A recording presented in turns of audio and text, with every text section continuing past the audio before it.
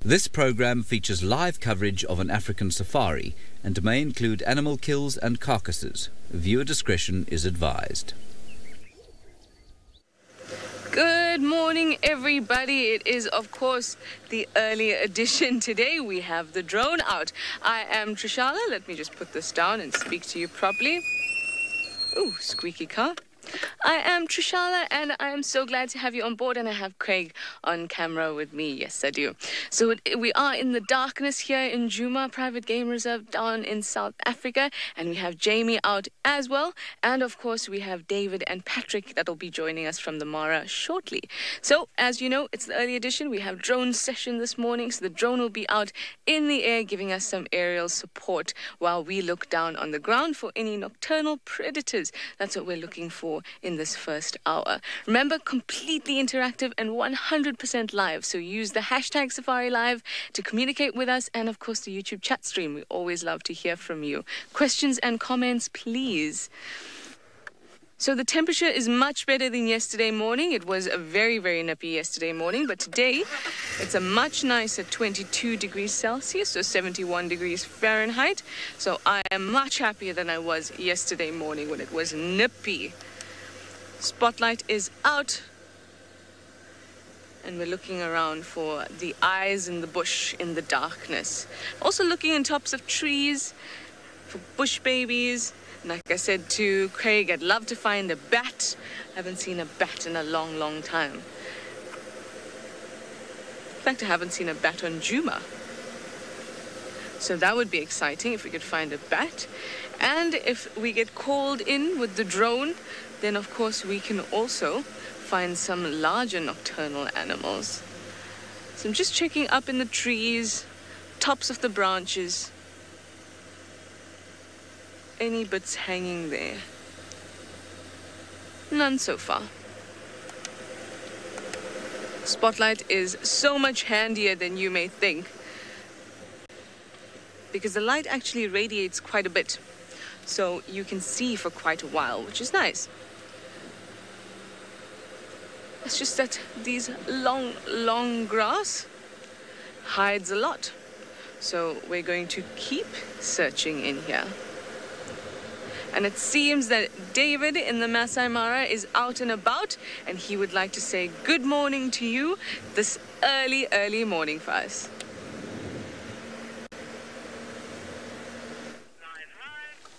Jumbo everyone, and good morning from our side of the world. This is a good morning for us. It's about 5:35, 40 or so, and it's very nice to be introduced by a girl, Trishala, and I wish her all the very best in what she'll be looking for. As usual, my name is David. On camera is Manu. Manu, good morning, sir.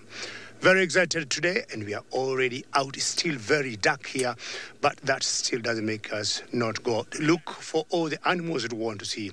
Another cold morning, and every time, of course, you see the signature of my green shuka, it tells you it's a very cold morning. It's 18 degrees Celsius and 64 degrees Fahrenheit. You can see part of what you see there is dust. You might wonder which flies or insects are those, but it's just dust because there's a car that just passed us, and I think it was on its way to take some ballooners to take a balloon this morning to fly over the beautiful Mara savannah. Well, definitely, I'm sure my friend Trishala already told you. Questions, comments, as much as you can. Hashtag SafariLive. It's very healthy. There's a car to be able to pass, and all is very good. I have Patrick on my side. And apparently, he got a shuka, same as mine. I'm sure when he's going to appear on camera, we are going to find out whether he went to the same shop that I went. Well, I haven't made my plans as yet, because I'm sure you always know my idea is to get to the sausages. Come rain or shine, that's always my aim. One of the viewers, there's a camera that's based at the dam. A couple of hours. Didn't see any one of them, but I saw the signs of what they left behind at the crime scene, where they had brought down a huge male buffalo. Then I met with one of the game rangers, a friend of mine, and he told me they were very close to their camp So I'll be finding out whether they could be in that particular area. But I've learned a lesson. Every day, look for buffaloes. Look where buffaloes are. That's where chances are they could be. Right, enough of that. So what I need to do is to get my spotlight ready, and left and right, left and right. And as soon as I see eyes glaring at us, switch it off, and Manu is going to put his very special camera of infrared. So anything we see now will be in black and white until we get daylight. Maybe the next 1 hour, 10 minutes or so, we'll go to natural color. Sounds good? So stay on board all along the drive.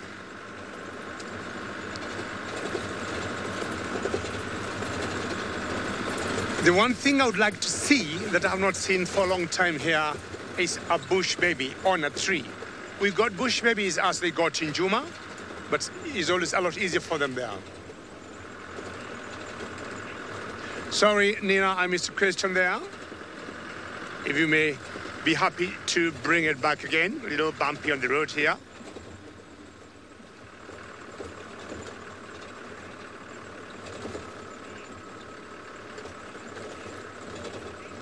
Not sure, Philip, you're asking how it is there, or you're asking about the time. And it's a rather chilly morning. I'm not sure whether that was your question, or was it about the weather, Nina? Oh, right, Philip. Oh, you're asking the time now. And they're going to confirm, and it should be about 20 minutes to 6 o'clock East African time. About 20 minutes to 6 o'clock. And don't go very far, because I got a very special watch. So I want to give you the exact minute, because I'll be asking you the same time. It is there. Very good. It is 5:36 or 24 minutes to 6 o'clock East African time. And just to let you know, I'm sure you should know, we have a 1 hour difference between us and South Africa. So if it's 5:36 in the morning, South Africa is 4:36. South Africa is in what we call the Central African time. And I would be happy to ask you, what time is it where you are? And I'm sure Nina will let me know. All righty. Get my spotlight again, and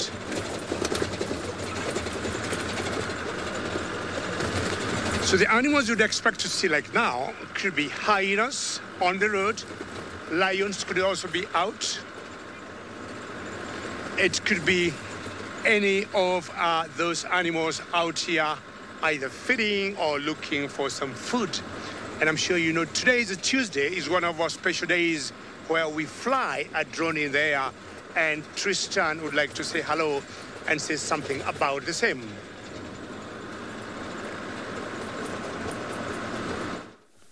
Well, good morning, everybody. As you can see, we're parked off in the middle of quarantine as we begin our droning for the morning. Hopefully it will be a successful morning. My name is Tristan, and judging by the legs over there, you'll know that Sebastian is around. Don't fall off, Seb. So Seb is on the bonnet, and he's busy flying the drone around, and hopefully we're going to have a productive morning, finding all kinds of little things. It's obviously been quite tricky with the thickness of the bush, but we're going to sort of try and head off towards where we had Kalamba last night and see if maybe we can just get a little bit of a kind of view of where she might have gone. So we're going to go check up towards sort of Buffelshoek Dam, which is where we are right now. So we're kind of on the sort of eastern side of Buffelshoek Dam, and we're just doing a sort of flyby. Where we're looking right now is exactly where we had her last night, and so we're just trying to see if there's any sort of hot spots that are around that area. It was such a warm evening that I would have thought that she probably was kind of going to go towards the dam for a drink and maybe hang around in that area. There was also a hyena around and vultures, and I know Trishala and James followed up in that area, so maybe there's something of interest for us to kind of have a little look for. So we're just doing a few little loops around the dam itself just to try and kind of double check and to try and see if we can spot any little hot sort of areas and see if maybe we can get some luck and find our little princess somewhere in that area. So at the moment we're basically kind of looking down at the dam itself. It doesn't seem like Scuba Steve is home because I can't see any hotspot for him either. So we'll just have to kind of have a bit of a look. It's amazing what the dams kind of look like from the sky. They look a lot smaller than what you would think they would. Now, Seb, is there a spot there? No, it's just the ground that I can see at the moment. Doesn't seem to be too much hanging around. Now, I believe a lot of you are commenting about Tingana that was seen at the waterhole from the dam cam side. Now, unfortunately, we can't fly the drone there. It's a no-fly zone for us. The dam, especially when there's guests in camp, you can imagine they don't want to be hearing a drone flying over their heads at 3 o'clock in the morning. So we have to avoid that area, unfortunately. We did fly kind of as close as we could and sort of looked further up, but we didn't see anything. And so we then left it. Now, I don't see any sort of spots there. It is that area, Seb. That's exactly where we had her yesterday. I mean, so she should be... I don't think she would have gone far. I mean, maybe Gwari Pan is worth it. Is there a spot there? No, just looks like the bushes. I don't see anything at this stage. So we'll keep kind of having a little look around, and maybe we'll spot our little princess somewhere in there. It is very, very thick in that particular block. It is not an easy place to be able to kind of spot anything. So we'll kind of buzz about, and like I say, we'll check around the dam, and we'll check... What's that there, Seb? There's a hot spot there. Right, we're going to just investigate in this area, and we'll fly up and down for a little bit and see if we can find anything. In the meantime, though, let's send you across to Jamie Patterson so she can say good morning.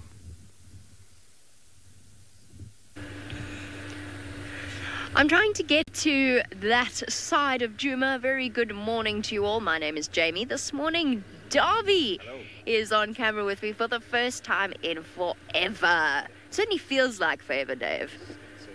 And yeah, it's been at least a month or so.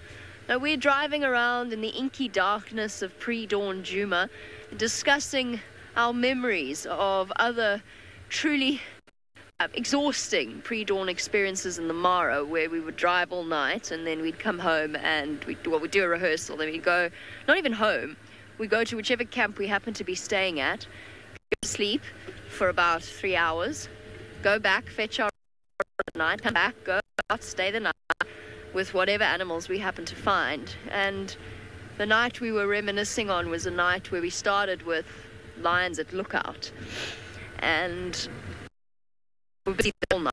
They kept us so busy, chasing zebra around. We nearly got caught up by wildebeest stampeding in our direction. And then as the morning started, they went down into the river where we couldn't see them. Bloop, gone. And then they sort of emerged eventually after much panic from, without saying any names, some bosses way up high, radioing saying, "You need to find something else. I'm not finding something else. Been invested in these lions for 12 hours, not going anywhere."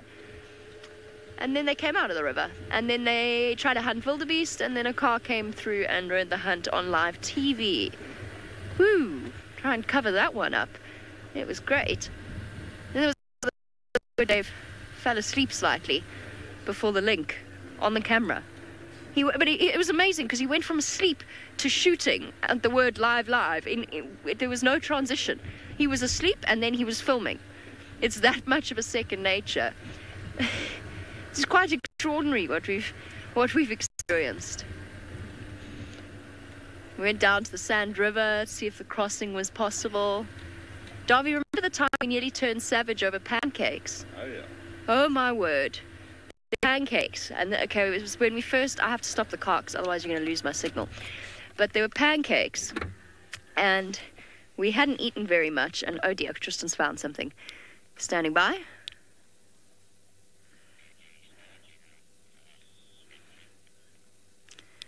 Okay, copy, thanks. Darby-kins, we're switching to general. It sounds like the drone has found something. I do.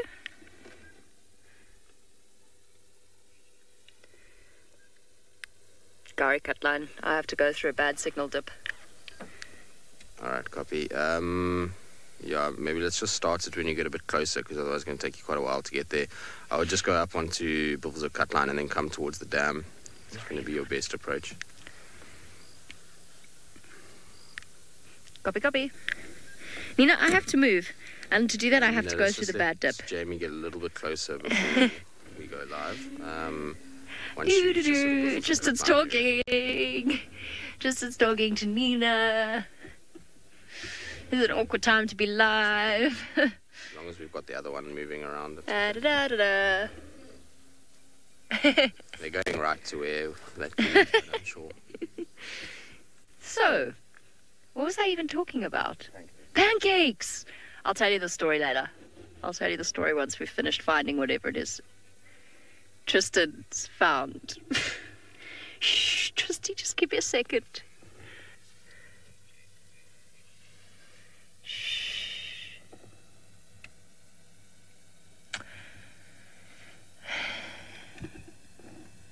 Doo-doo-doo. So pancakes. Pancakes are great. Are we still live?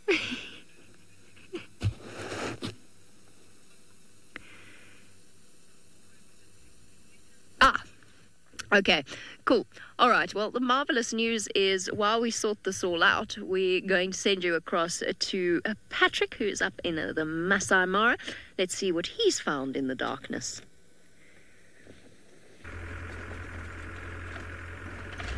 Very good morning to ye all. My name is Patrick. Joining me on camera today is James, and we are coming to you live from the exact same place as David could do, the Masai Mara here in Kenya. So if you want to speak to us or ask us any questions or tell us how good we are, then please use that hashtag SafariLive on Twitter or the YouTube chat stream. So, the potential gremlins down near Owino territory that were prevented have all but been relinquished. So I am up that way right now, but I'm just trying a different tactic. So if we imagine a perfect world, let's just say, to make visualization easier, the escarpment and the river kind of run parallel to each other. When I search for the when I search for the Owino Pride, I usually come in and I'll hug along the escarpment. Oh, sorry, coming up this way. So I'll hug along the escarpment and look in this way. This is the main road here, so it's usually off this side. What I'm doing today is coming in a little bit deeper the other side towards the river. We're still on the escarpment side of the river, but I'm just coming in sort of the other side, more towards where that giraffe kill was, because they do tend to get lucky on this side of the road. Do not ask me why, on the river side of the road. Every hunt I've seen on the escarpment side has failed, and every hunt, well, I haven't actually seen any hunts on the riverside, but every time I find them with a kill, it is here on the riverside. So just thought I would switch tactics up, and then I'll kind of make a loop and come back along the escarpment if I can't find them on this side. But I just have a feeling that they've pushed a little bit deeper in after making that kill the other day. And of course, on the other side of the road is where Butternut headed the other night in search of her cubs. So if I don't find them on this side, I'll also be having a good look out there for some little ones. Try and figure out what is happening, where they are, if they are about. And I'm also going to be just keeping my eyes out while we are under the cover of darkness. Just keeping my eyes out to see if there is a sneaky serval sneaking through the grass. Because I haven't actually seen one when it hasn't been pitch black out here. The only way I've ever found them is when I've been spotlighting about. And I haven't actually seen a serval for a couple of weeks. I was very lucky when I first came here. I saw lots of servals. I saw about 7 or 8 within the space of about 9 or 10 days. What is that?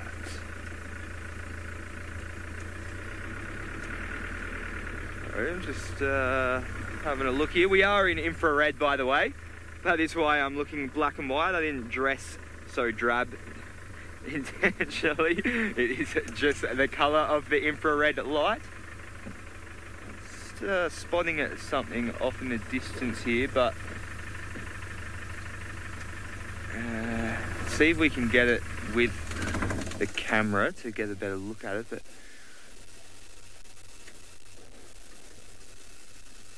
just up, just on the left-hand side, up, sort of towards this tree here, up there. So just where that light is there, just on the edge of it.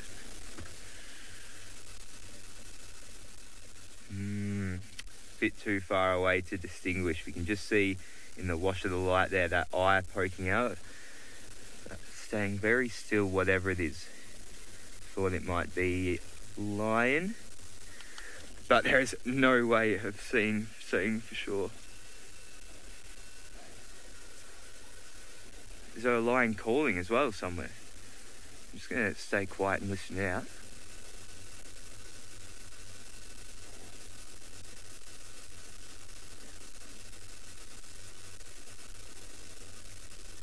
Yes, I can very faintly hear that. It does actually sound... It sounds like it's coming from my right, which is... Whoa. Kind of actually could be coming from traditional Owino territory, and I say that is in the territory that I usually find them in and look for them in. So perhaps I'll change my plans based on that and head back around. It could very well maybe some contact calling, or perhaps that male lion as well. It was a little bit faint, but worth investigating, I think. So I shall hook around back the other way.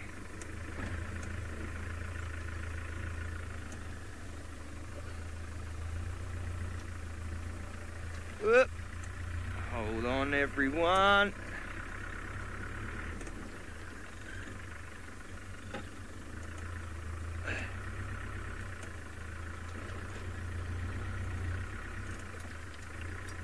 So it is nice to do a little bit of non-sight searching and actually using some other sensors. We use our other sensors a lot more, I find, in Juma than the Mara. The Mara, it's all about sight. And in Juma, Trishala is using all of her sensors on her search for whatever she is looking for. Yes, I am searching around still. Now, I have been in the west quite a bit these last few days because I've been trying to get a glimpse of Shidulu. And she is usually on this end, so that's where I am again. The camera killer road I always tell you about on the west, the western boundary. Well, this is our western boundary right here.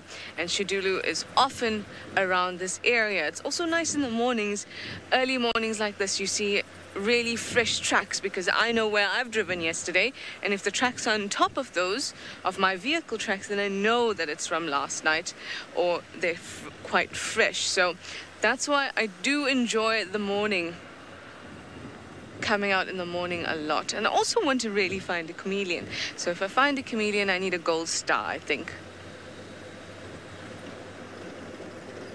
I'd really like to. So a little bit later, when there's a bit more sun, I'm going to be looking at the watering holes as well.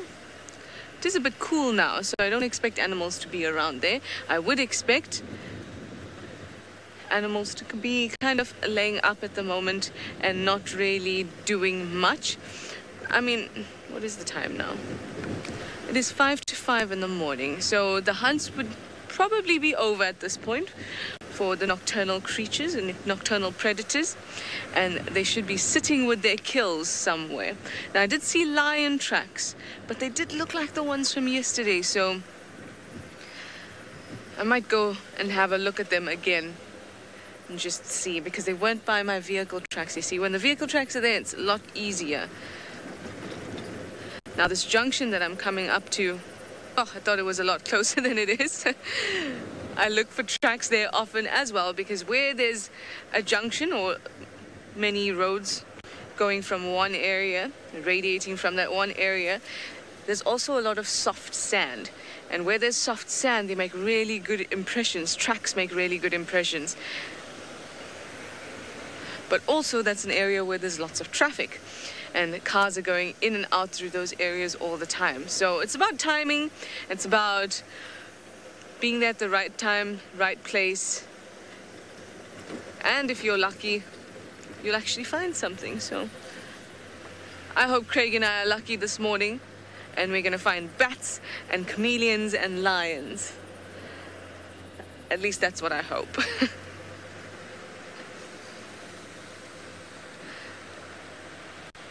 Now, chameleons will show up really pale against the bush, illuminated by my light. So that's also what I'm looking for, not just tracks, not just eyes, but those things as well.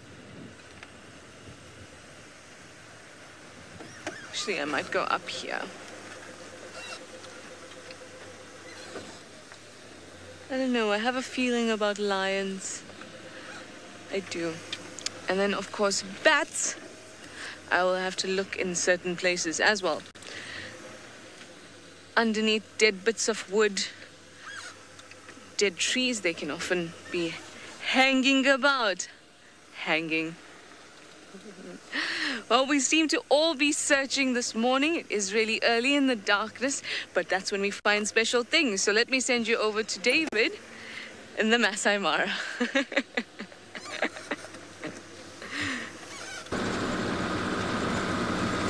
Yes, it's still very early in the morning, and I'm just feeling maybe the very first solid animal I'm going to see will be an elephant. We have always known elephants coming, eating very close to the road, and the grass by the roadside tends to remain green. When it rains and you have all these trenches that drain water, off the road to avoid or to reduce erosion, the same trenches also tend to hold water, and for that reason the area remains green. Well, I could be wrong.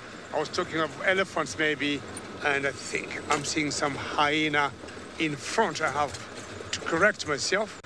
I was thinking I want first to see an elephant, but I want to apologize for having said what was not to happen.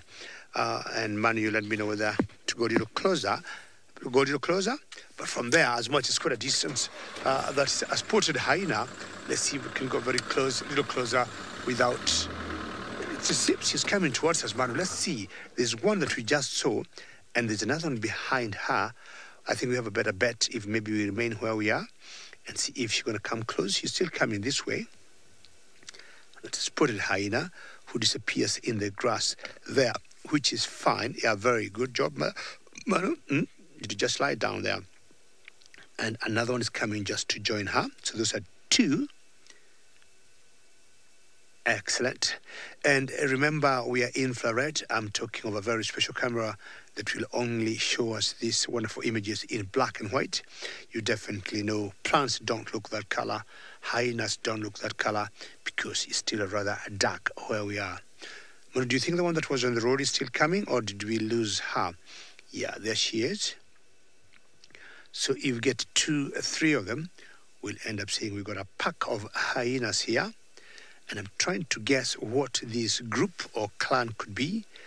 And I would only think maybe this could be the Happy Zebra clan. Man, do you think that's correct? Or this could be the North clan where we are?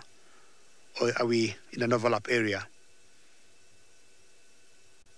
Could be rather tricky to know where we are, but I would guess either. Sometimes they move a lot. And what they could be doing at a time like now is maybe to patrol their borders, their boundaries, to make sure that you do not have other hyenas sneaking in. She climbs up. Good morning. How are you? Do you smell good? Who do we look like? Just being curious. Very good sense of smell hyenas got. And every time you'll always see them poking their noses up to pick any slight scent. And they can pick, kills or carcasses from a long, long way. It's a spotted hyena. That's most of the hyenas that you see here in the Mara Triangle. And as I said, from where we are, I would guess this could be the lot from the Happy Zebra clan. So the other two are there. Or do you have that one there? Yeah. So we got 3 in total. Always very difficult to tell males from females. We all know how tricky it is. Females may look like males. They just entered there. Not sure for what reason. Definitely there's no den there. I've been on this road many, many times, and there's no den here. So either they know what they're looking for, or something they might have left behind, or they could have been tracking something by the sense of smell, and they lost it at this point. So they need to redo it again. You can see her sniffing the ground. What did you lose? I've always wondered, do hyenas have such a strong scent of smell that they can follow tracks of lions? Just if they think they've made a kill, and follow those tracks that would lead them all the way to where those lions are with a kill. I've always wondered, and I would think it could be a possibility, not anything I know, but I think it should be a possibility because, as I said earlier, their sense of smell is just wonderful. Yesterday, I was comparing all the scavengers that we got in Africa, hyenas and the vultures, and I thought we need to respect more vultures. Vultures should come top on number 1 in terms of clearing all the hoofed ungulates, and then to me, hyenas should come number 2. Without these 2 scavengers, I would think it would be very difficult to have the African wilderness surviving in its pristine conditions. Well, hyenas may not qualify to be hyenas.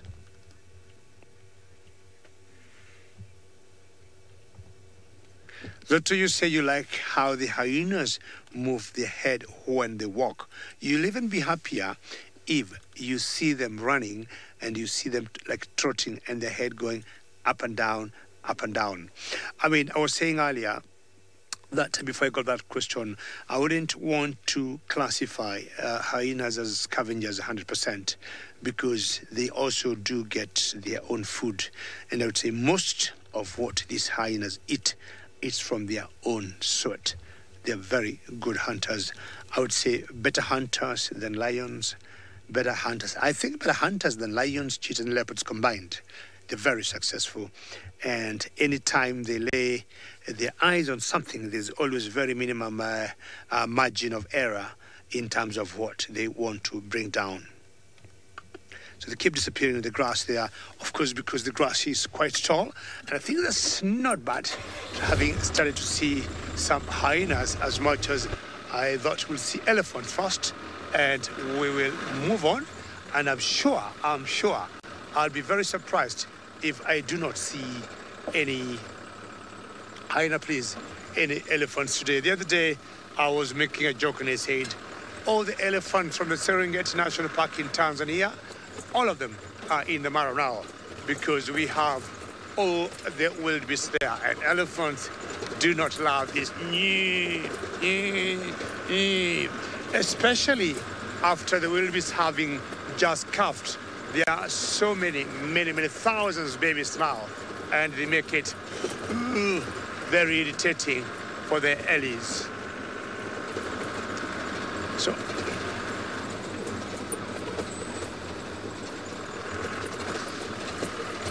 very, very, very good. We'll keep heading to my destination, and I think Tristan could have gotten something in the drone and combining forces with Jamie.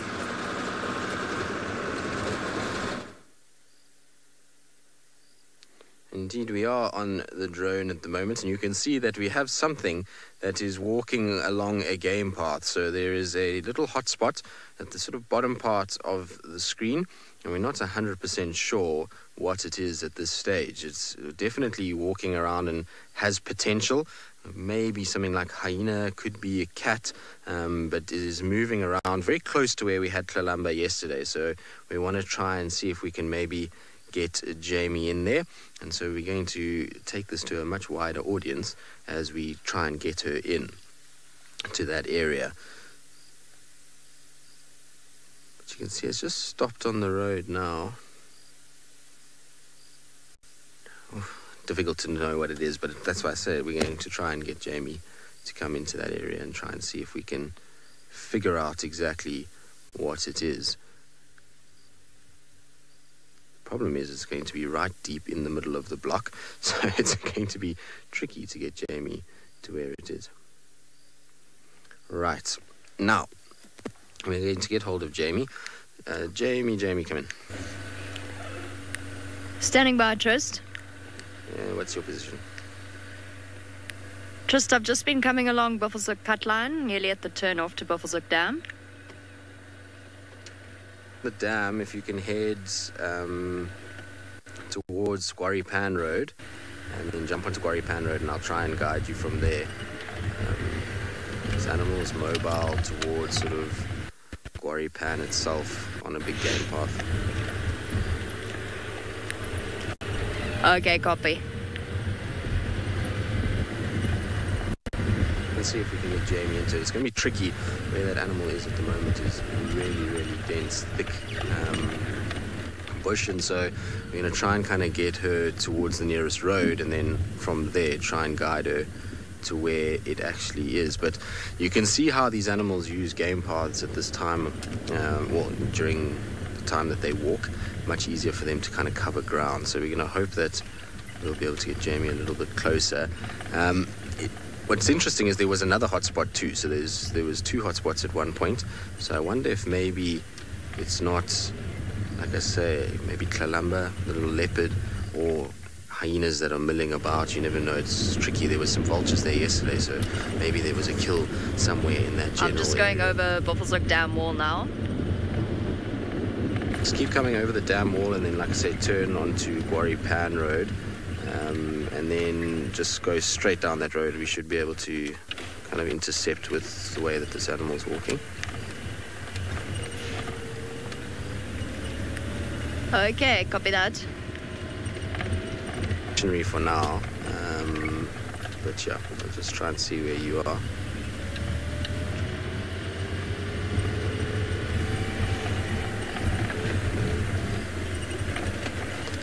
Going to be tricky for Jamie, I think. where this is very thick. You see, it's turned around by the looks of things now, this animal. It looks as though it's going to go back the way we just came, I think. Very difficult to make out what it is, but it's definitely not an antelope that's moving around. You'll find generally with antelopes they'll be in bigger groups, and you'll find that they'll kind of spread out quite a bit, and there'll be lots of them, and the way that they walk is very different to this. This is, I'm sure, one of our nocturnals. You see, said there was something else running off on the left there as well. So there's that hotspot, and then there was another one that was kind of moving off on the left-hand side. But I'm not sure what it was.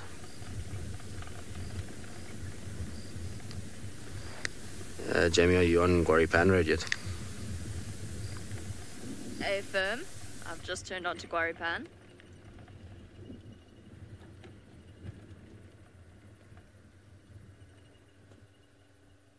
This animal is. Seb, can we go up a little bit just so that I can try and get a road for reference? All right, copy. I don't see you yet. Just gonna. Okay, I've just got you on. Are you on the dam?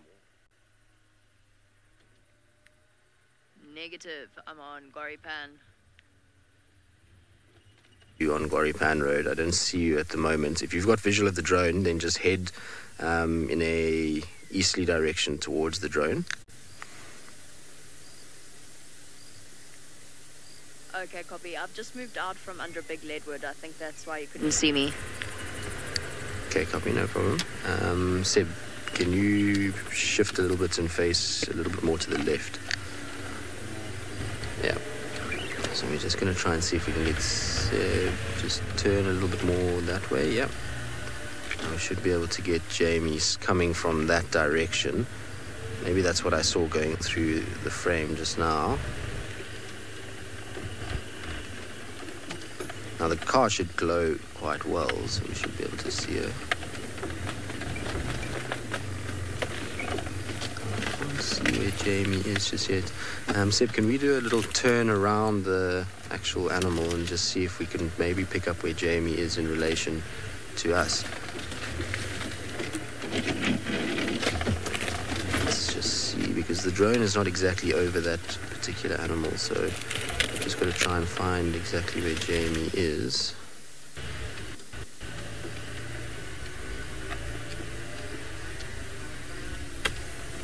Oh, still standing dead still. But I don't see Jamie. The road is right there, so we should be able to find her fairly shortly. Confirm you still got visual of the drone, Jamie? How far along Guari Pan would you like me to go? I have actually moved off the road. Copy. We're very close to probably Nyala Road North Junction at this stage. Okay, copy. I've probably gone past where you were looking. Confirm you're off-road at the moment. A-firm in the block. Alright, copy. I don't see you in the block. I'm trying to look for you. We're just doing a spin around where the animal is to try and find you. But I don't see you just yet. A-firm. Copy. What I'm going to do is go back on Guari Pan towards Nyala Road Junction. What I'm going to do is Guari Pan towards Nyala Road Junction. Alright, copy. I'm going to just spin the drone so that we've got Guari Pan Road in view, and then I'm just going to wait until I see you, and then I'll direct you from there.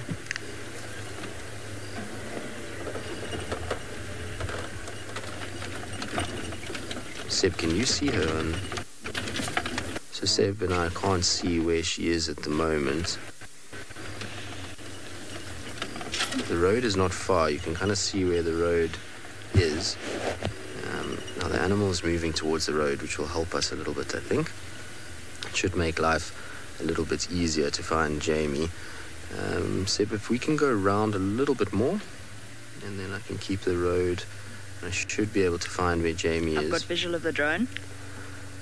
Okay, I still don't see you. Just keep coming on the road. This animal's mobile towards the road now.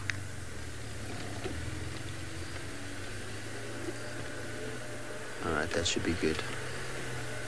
Now we're going kind of towards the junction where I was trying to send Jamie just now.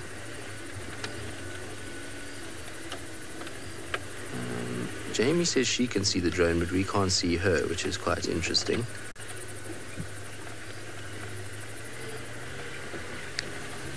Confirm you've still got visual of the drone, Jamie? Okay, there we go. Now we can see her. Negative. All right, just stay exactly where you are. The animal's going to kind of walk straight into you. The stage probably maybe, it's difficult to tell with height, but I would say maybe about 40, 50 meters out from where you are. But if you stay exactly where you are, it's walking towards the road. Okay, copy. David, just keep an eye out. Apparently it's coming this way. Okay, copy. Confirm David's visual with the flare.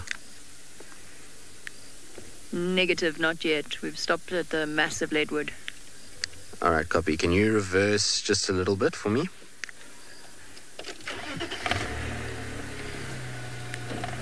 Copy, copy. Yeah, there's multiple spots now. Some antelope, I think, that's running away. From there, if you can turn to your northeast, or in fact, just keep going back a little bit.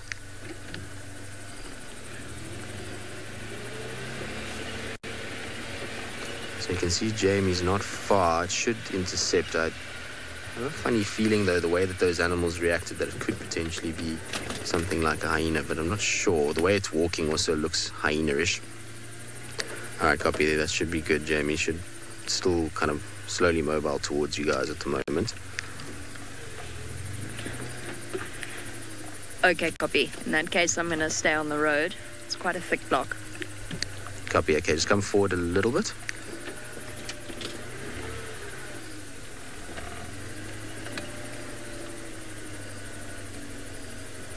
Okay, copy. Stop there. Should be now on your sort of right-hand side, walking towards your front of your car. Okay, I see a scrub here. Copy. I've got visual of a scrub here, and it's definitely seen something coming towards us. Copy. Yeah, it's walking straight towards you guys now. Copy. It's actually quite creepy sitting in the dark, waiting for it to come to us. Copy. Okay, just reverse. It's going to pop out behind you now.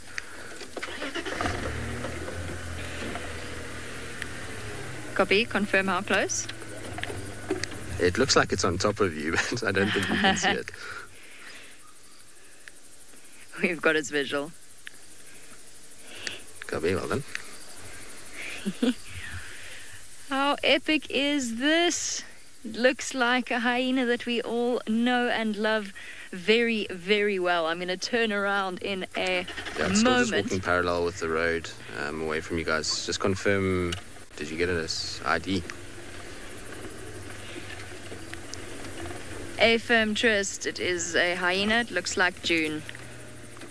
Okay, copy that.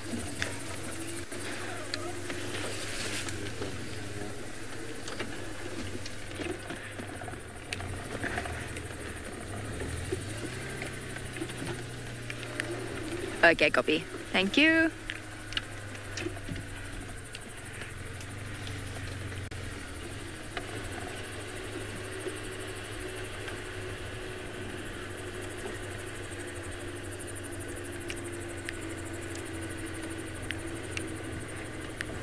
Okay, copy. How cool is that? Finding a hyena in the darkness. Dave's going to help me out here to see if he can figure out where our hyena went. Apparently she went deeper into this block. We're going to try see if we can find her again. So the thing about hyenas is they do move quite quickly. Now, you watched all of that unfold live here on Djuma Private Game Reserve, which is in the Greater Kruger National Park. We're searching to see if we can relocate on that hyena. She's a very special hyena. She's actually got 2 tiny little babies at the moment. They're about 3 months old, and they live in a den site, not far away from where we are now. Where did she go, Dave? That was brief but lovely. Let's just have a quickly search around. Nope. Nothing there. Let's keep going on the road. I suspect she's going to start heading back towards her den site. Okay, so while June heads off into the dense vegetation, we're not going to try and follow her just because we know what it's like. It's almost impossible to stick with a hyena on the move. We're going to let her head. And we're going to say farewell to all of you. Thank you for joining us, and we hope it was an exciting experience for all involved. We'll see you when we find something else with our thermal drone.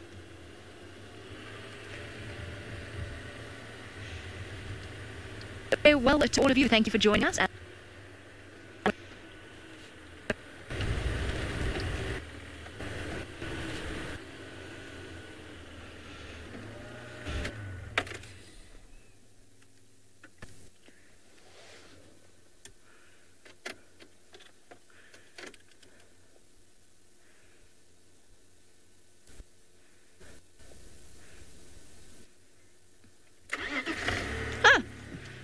Well, cool. She vanished. Don't know where she went. Absolutely not a clue. Probably home. Back towards her little ones. Tristan had Tlalamba in this area yesterday, which is actually why we decided to focus on the spot and start looking around for her. Why we decided to focus on the spot and start looking around for her instead. And she's managed to give us the slip very, very quickly. All right, Neens, I'm going to switch back onto General FC Comms, but while I do that, I'm going to send you back across to Trish, because remember, we work together as a team out here, all 3 vehicles, to look for things in the darkness of Djuma. They out here in the bush, and look what I've got, a little chameleon. Yes, we do. How sweet is this? This is all thanks to Craig. He saw the chameleon kind of pale and lit up a bit by the spotlight, and then he said to me, I don't even need a spotlight. In that voice too. But here we have a flap-neck chameleon, and that is the only chameleon that we get here, and it is one of the largest. It can grow up to 25 centimeters, even some specimens even 30 centimeters. So that's a big guy. And look at that curled up prehensile tail. Absolutely gorgeous. I really wanted to see one, and there, Craig made my dreams come true. Now, he would be asleep because these chameleons are diurnal. In the nighttime, they will pretty much be asleep, and that's why he's got that pale color. Now, that color, like most of you know, they can change color, or you often see these videos of them going into these crazy colors. But usually dwarf chameleons are a lot more colorful, or have the potential to become a lot more colorful than these guys do. These guys will get kind of vary their darkness, so they'll get dark or they'll get lighter, and they have sort of yellowy inside of mouths. So when they are threatened, that's what they'll do. They'll become darker, and they'll open their mouth to display their yellow mouth. Now, they will also change their color in a really, really cool way. As with all chameleons, they have different layers of cells in their skin, and they have chromatophores and melanophores. Yep, that's the ones that keep the melanin in them. And depending on whether they constrict those cells or they open them up, will depend on how dark they get. So if they get nice and broad and they open those cells up, they'll get darker. When they constrict it, they will get lighter. So that's how they actually change color. And it's actually very interesting in that their stimuli, why they change colors in terms of, for these particularly flap-neck chameleons, is they'll get their stimuli from their visual or their optic nerve. So they're visually going to see something, it triggers something in their nervous system, and it'll constrict or open up those melanophores, or the pores that create darkness or lightness. How cool is that? So right now, all those melanophores are constricted, and he's nice and pale. Interestingly, these chameleons actually lay eggs, which makes sense. But dwarf chameleons that we don't get here, the really colorful ones that have horns on their head and they fight quite a bit, the purpose of the horns, of course, those guys can actually incubate their eggs, which I find really amazing. And it's something ridiculous, like for 9 months, which I think is outrageous. How can something that small? Yeah. Look at that. Dwarf chameleons have a gestation of about a year. It's ridiculous. I just had to double check because I thought that's amazing. Taz, you want to know how I know if it's male or female? I don't know if it's male or female at this point. With dwarf chameleons, they have horns, or lots of the males have really pronounced horns. I mean, that's in the animal kingdom, that seems to be something to go on quite often, because the horns represent or assist with fighting. So males usually possess them a lot more prominently than females do. And that's a good way to kind of tell. But with this guy, I have zero idea. Still absolutely amazing though. And they have specialized toes to allow them to grip onto branches, and of course that prehensile tail that also assists them when they're on these branches. Now, you would have seen chameleons sway when you've seen them in your garden. As they walk, they kind of do this jagged movement because they're not sure. It looks like they're not sure what's going on, and they're super nervous and shaky. But what they're actually doing is trying to mimic the leaves on the tree and the natural sway of the tree, so that they're even better camouflaged. Very cool. I remember being a youngster, even smaller than that, and finding them in the garden. Fleetwood Fleet, how do we find them in the dark? We find them in the dark using Craig's eyes. Yes, we do. Now, yes, you need a pair of eyes, definitely. 2 if is always better. 3 even better.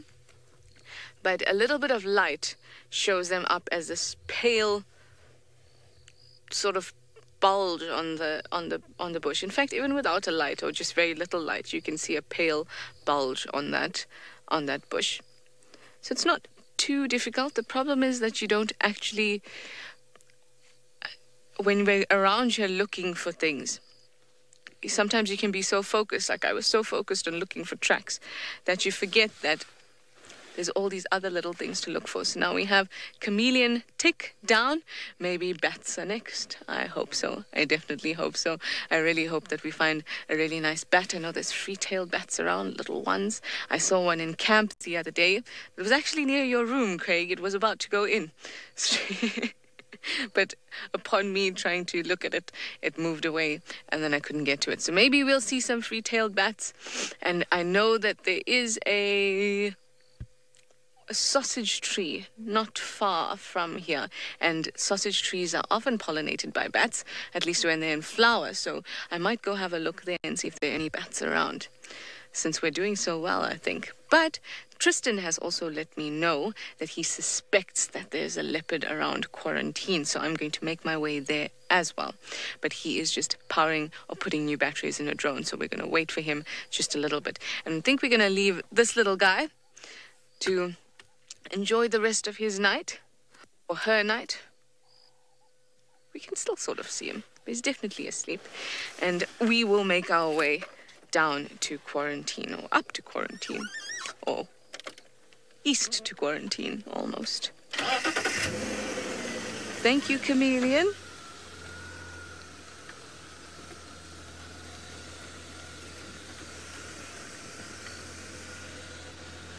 Okay, it seems like the drone is up again, and Commander Tristan is on fire. So let me make my way where he has directed me, and let me send you over to him.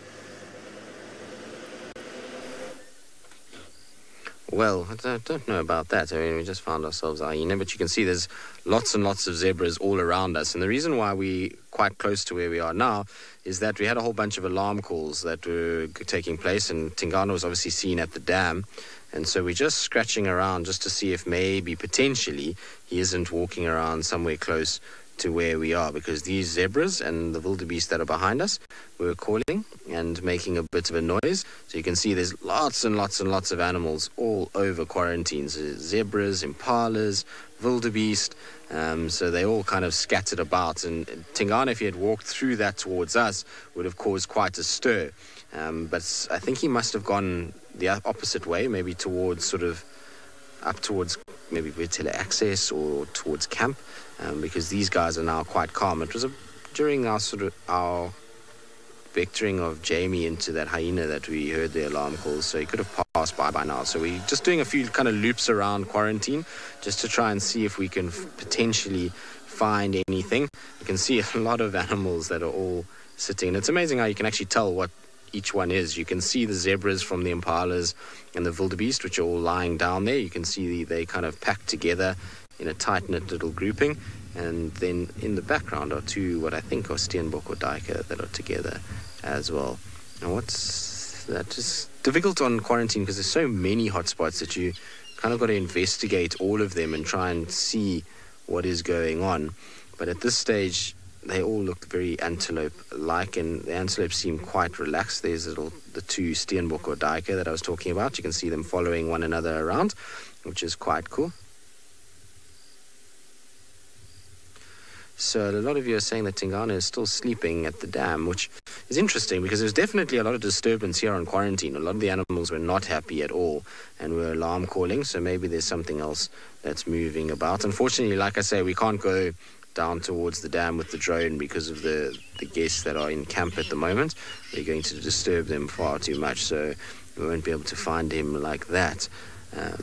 So I don't know, maybe there's something else. Like I say, you never know. Maybe Shtulu or Hukumuri was on the western side of Quarantine somewhere and walking around, and that's potentially what's given the alarm calls and kind of made them sort of a little bit disturbed, but we don't see anything else other than the antelopes at this stage. We're also a good place to check for things like jackals and honey badger, civet, white-tailed mongoose. Get those quite a lot on quarantine, and kind of moving around this area. But at this stage, it's just antelopes everywhere. It's quite amazing to see how many hotspots there are. It makes you almost want to use a drone at some point with the migration. It would be amazing to see kind of just how many animals move around on the migration. But you can see we're surrounded, Seb, by herbivores. Lauren would be in her element, all the vegans around her at once. Good. All right, so I think we're going to move off. We're going to go try to see what else we can find around the reserve. We're going to maybe head down towards sort of Ingwe Alley and go and head in that direction. So we can just go straight from there, Seb, and go and just scratch around and check some of the pans. It was obviously a very hot day yesterday, and so it's very possible that there is some food item somewhere, or some water that some of the animals would like to go and drink. Good. All right, so we're going to go have a scratch. In the meantime, though, up to Pat in the Mara, who has found himself a spotty animal that Jamie had earlier.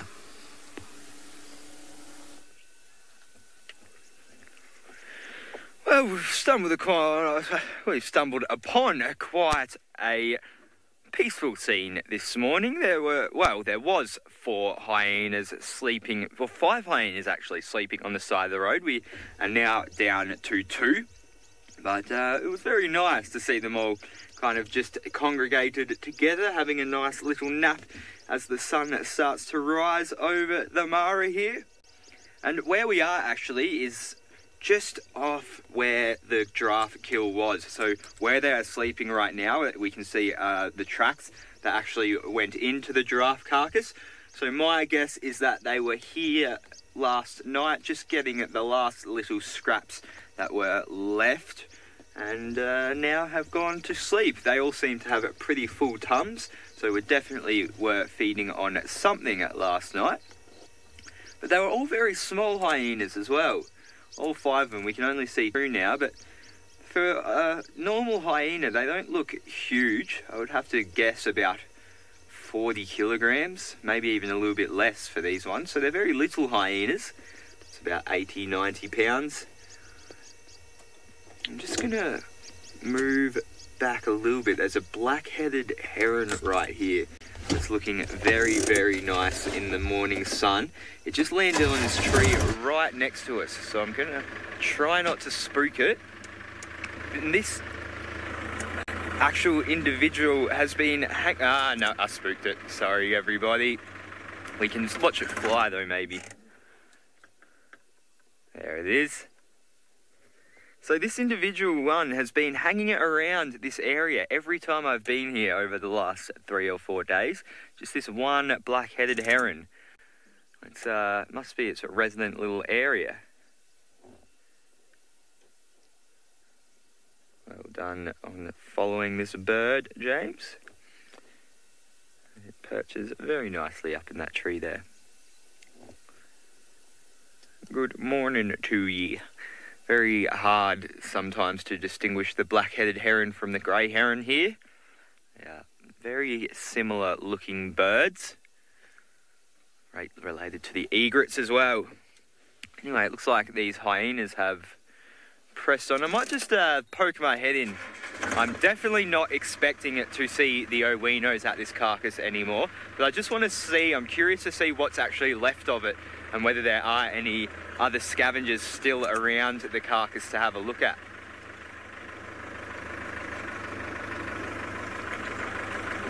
So a little side track on my mission to find them. But, you know, curiosity has got the better of me. What's going on here? There we go. So here's these 2 hyenas again. I'm glad everybody loved that sighting of the heron flying about. It's a bit difficult to catch birds in flight, so to follow one around can be awesome.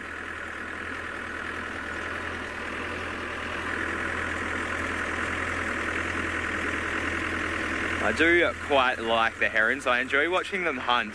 There's a bird, I think, no, there's a species of heron in Australia right down near where I live.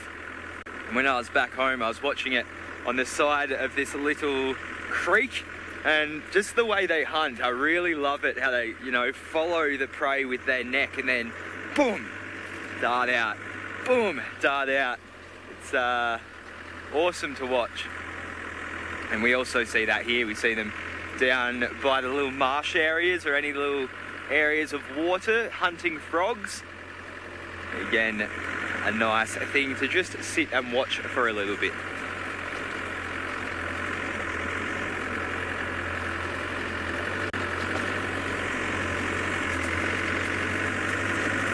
So I couldn't confidently identify those hyenas back there, but considering where we are, I can assume they may be from the Happy Zebra clan.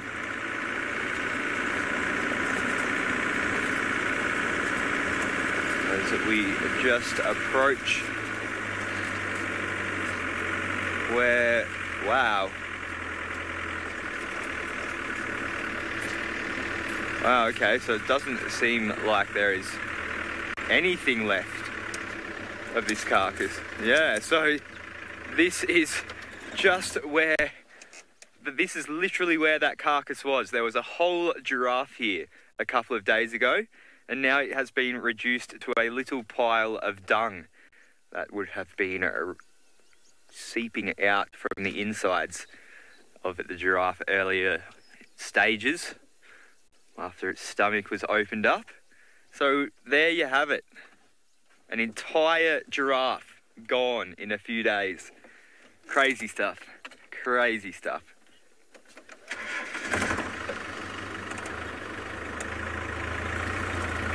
Well, that's giraffe is long gone.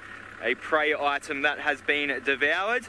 But David is with some potential prey items who are in very good health.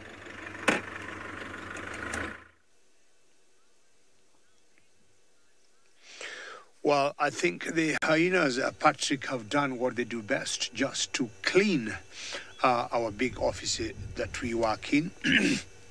And, excuse me, the hyenas could be any clan. It's always a challenge, even for us, to tell males from females. You could imagine telling what clan they belong into.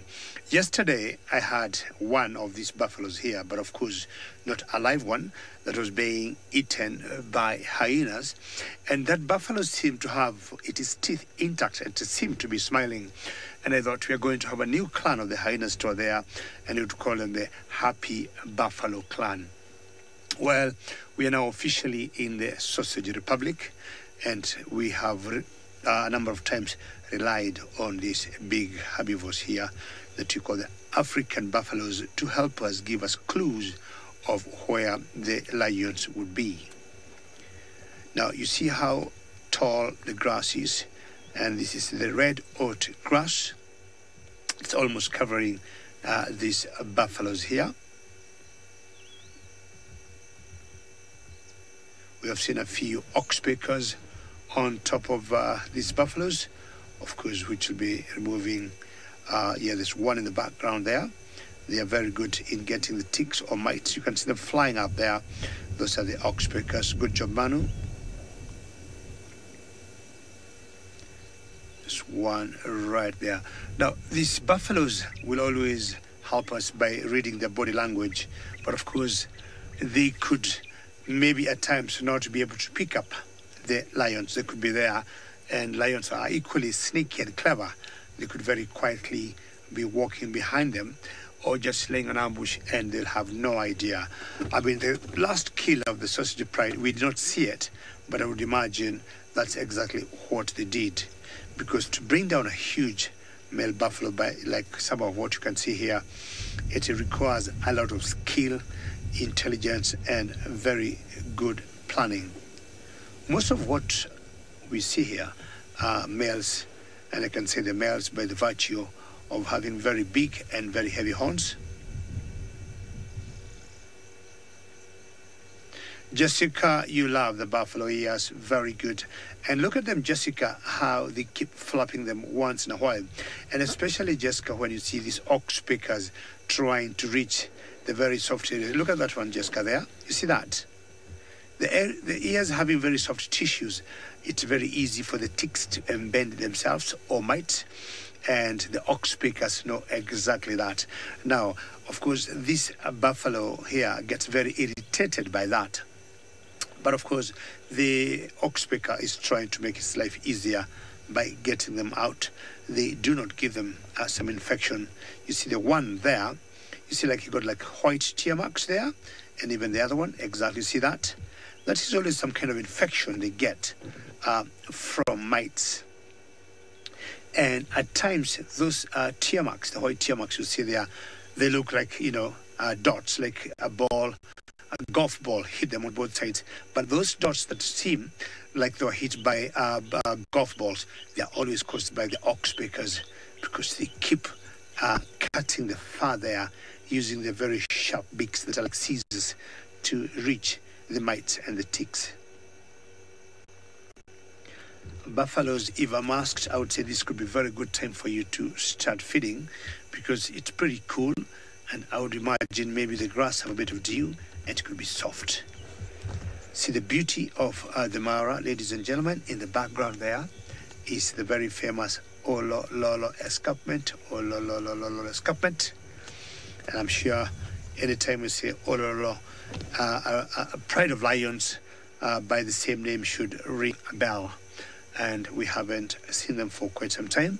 The area I am in is owned by one pride called the Sausage Republic, or rather the Sausage Tree Pride, which I didn't see yesterday, and I'm hoping that I should be able to see them at one point.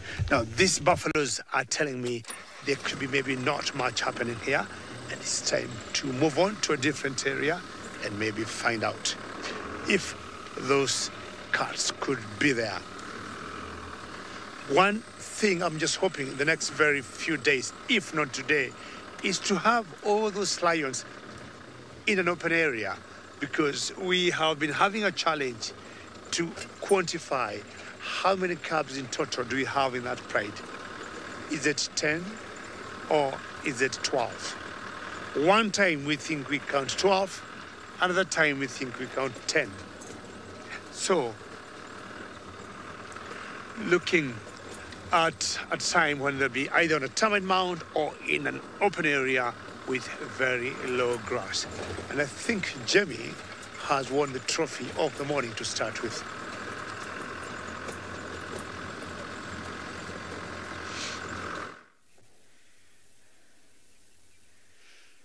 Oh, open areas and grass. Oh, how we long for the days.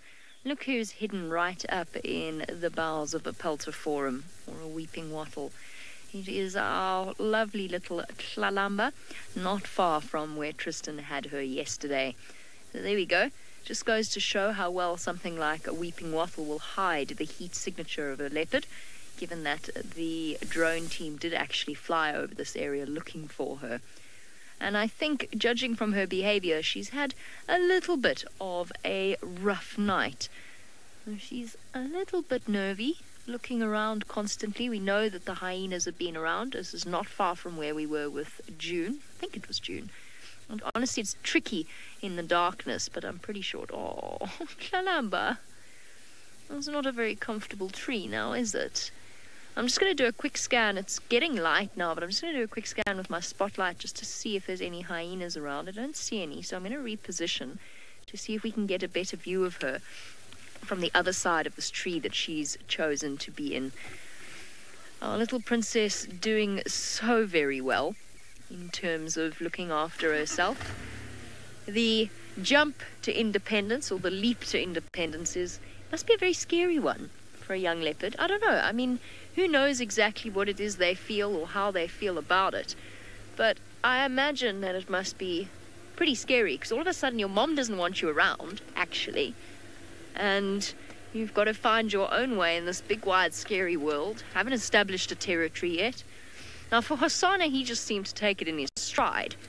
It wasn't quite the same thing. He had to learn from a very young age. Tlalamba's actually ready for this stage in her life.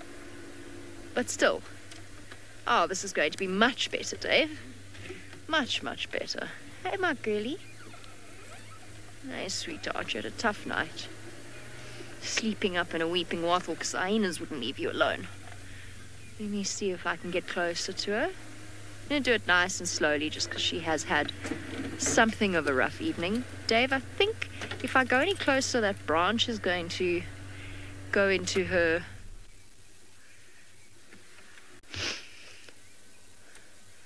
All right, we're going to battle off some gremlins on our side quickly to see if we can get ourselves back into sync. Hopefully Trishala doesn't have that problem and the mouth movements matches the sounds coming out of her mouth.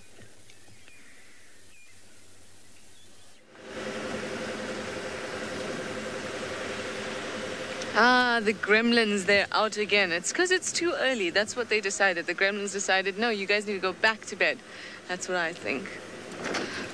Oh, I hope they don't bother me, and I hope that Jamie gets out of her little gremlin situation soon, and we do apologize, of course. Now, I heard, through you guys, of course, that Tingana is still around the dam. Oh, well, you've seen him on the dam cam. So, and as you know, the drone can't fly there, so I'm gonna go check it out, and that's where I'm heading right now. Hopefully we'll be able to find him. Hopefully he's still static there, which would be great. And there's a bit of light now, which is lovely, because then I can put my spotlight away and have a good look with my eyes.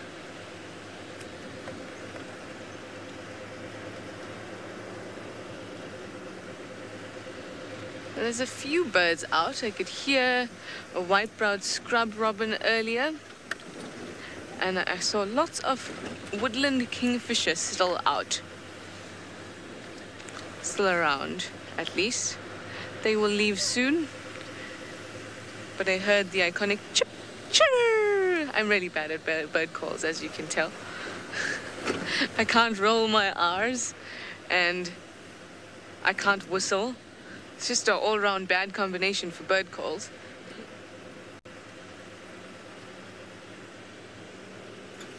But I did see them out.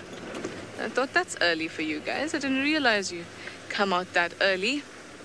But they were. I saw about 4. They were already chowing down on breakfast. If I find any more, I will definitely show them to you. But for now, one-track mind on Tingana.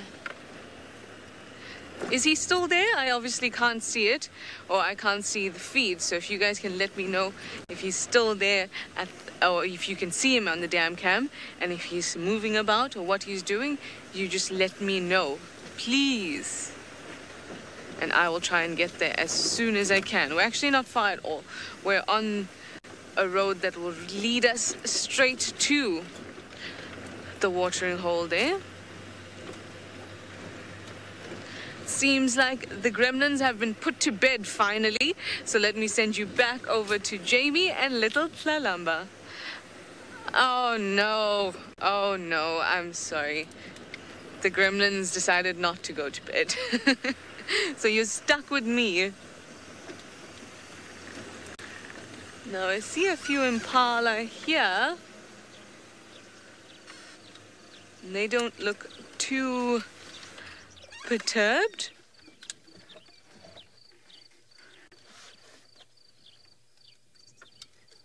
Wow, look at those horns out of the grass like that, and the way it sort of is framed by the ears. Very, very beautiful. So I don't think he's moved down this side because they seem fairly relaxed, sitting down and...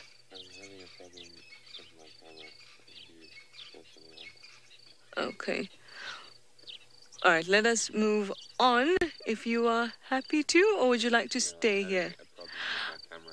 Ah, okay. So we will just stay on this impala for a little bit. Seems like the gremlins have us a bit as well. Ah, Tingana is on the far side of the dam. That's what you guys say. So I will head over there soon.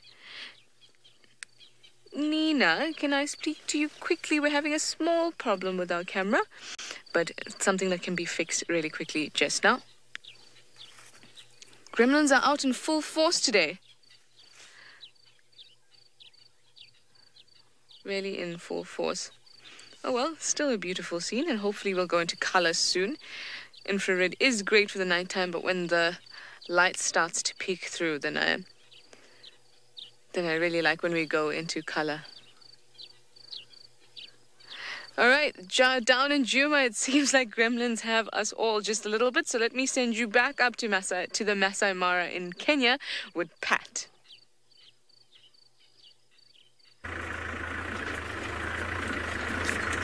Well, there are still signs that there are cubs around, so no actually sightings of physical lions, but what I did stumble across was a den site that I literally saw probably 2 days ago and checked it, and it just looked like there had been something there. So there was a little depression in the grass, and there was just a little hole in the trees. But I checked it again just before, and it seems like there has been a lot more lions and a lot more activity there. So there was depressions all over the grass, and the actual tree bit of the den seemed like it had been used quite a bit. Sorry, I'm just coming past people setting up for morning breakfast here. Morning! Jambo! So in the couple of days, it seems like it's been used more by more lions. There was a prominent path coming up to it as well. So obviously the more prominent a path is, the more used it's been, which tells me that there might have been more lions. So it seems like the whole pride has been, or at least a few of the pride, have been around that den site, which gives me hope that there might still be cubs about. I have checked that area though, and there is no signs of the lions. So I'm just going to come back around and keep searching the wider expanse of this area, but good signs anyway, good signs. If it's not butternut cubs, there's definitely been something there. I'm not sure whether it could potentially be hyenas, but given where we are and where Butternut has been stashing her cubs, or at least bringing her cubs, it's a nice indication that it could actually be the fact that they are still around, which would be unreal. But there is only one way to properly confirm that, and that is by sighting them. I did think that I heard one the other day, but we just couldn't confirm it.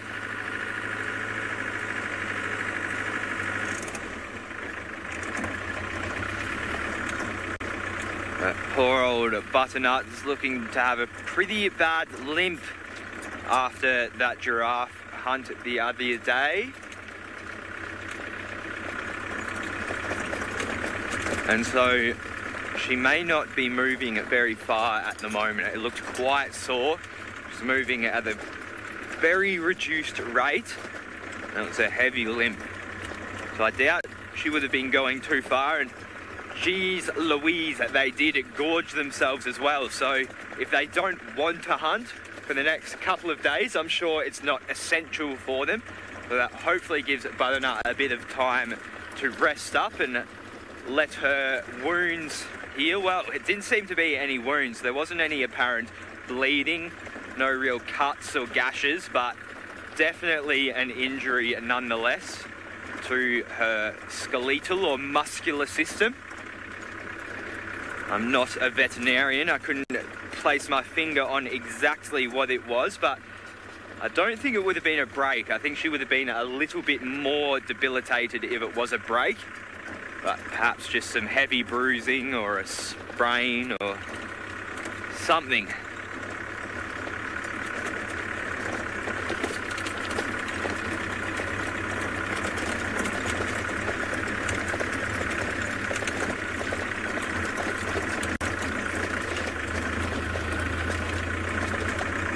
Well, the sunrise is actually directly behind me at the moment, so I'm not in a good position to show it to you all. Someone who is, though, is David Gadoo.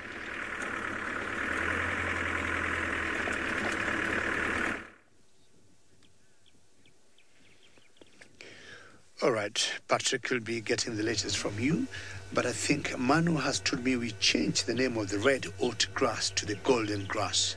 You have seen how beautiful that grass looked as the sun have shot up from the eastern horizon. And when you get a bit of a challenge to spot the sausage tree lions, we cannot miss a sunrise. Look at how beautiful that sunrise is, and with all the tortured trees. It's quite iconic of the Mara Triangle. I would say the whole ecosystem between Mara and the Serengeti National Park. These trees are big signatures of these particular areas, and that is a classical example of a savanna that you'd see both in the Serengeti National Park and the Mara Triangle. You see how still the grass is. Everything looks very quiet at the moment. Apparently last night we had such a huge wind blowing through the camp because you're quite high. We are way over 5,000 feet above sea level where the camp is. Sometimes I think it would even be 5,500 feet. And we had some very strong winds blowing. And I was telling my colleagues, let's be very careful because that was a sign of a storm that would be coming. And when that happens, all those trees you see there, which some of them could be the magic guardi trees, you'll see them swaying left and right, just being blown by the wind. And that doesn't take long before we get the rains coming. I'm very convinced, the long rains are just next door, and it'll take more than 3 days or so before we have them beating us. So you'd imagine the height of this grass here, which most of it is almost 2 meters high. What will happen when the long rains come? Because it'll even be much higher. It's beautiful golden light there we've seen for the sunrise. And I think it's time to move. And I promised earlier of elephants, and I'm sure if my lions do not show up, will not miss elephants. Even with such tall grass, the 3 animals or 4 animals you have always said will not miss. And those are giraffes, elephants, buffaloes, and rhinos, if we are lucky. So we'll see how things go this morning. And until here, well, maybe it was Jamie who was suffering from some gremlins, and also Trishala, and then you had Patrick who is doing well, and myself. I've seen 2 herds of elephants, so we are always guaranteed that we'll have something to see around this area as Juma, the tech guys are sorting themselves up to find out why they're suffering from some gremlins. It happens. Even for us, the times here, and the director, for example, Nina, who is controlling or directing the show today, will want to tell me something, and I do not get it. And Manu, who is barely, a meter behind me, or less than a meter, is like, David, Nina is talking to you. And I'm like, what is she saying? Because I can't get. Or when she wants to come to us, and there's a very nice sighting of something, and she'll talk to me, Manu will not get it. And I'll tell Manu, the director is saying, we do A, B, C, D, and put your camera there. So we never know what normally happens. But again, sometimes they call them transitional problems, but the tech guys will always fix them as quickly as possible. Very close to where we are is where Kingtail gave birth. So we have always seen cats, and especially cheetahs, leopards, and lions coming back to where they gave birth, or where maybe they had their original dens. So it's one of the reasons why we have come where we are. Trying to imagine maybe King Tell would have brought the whole squad around this area.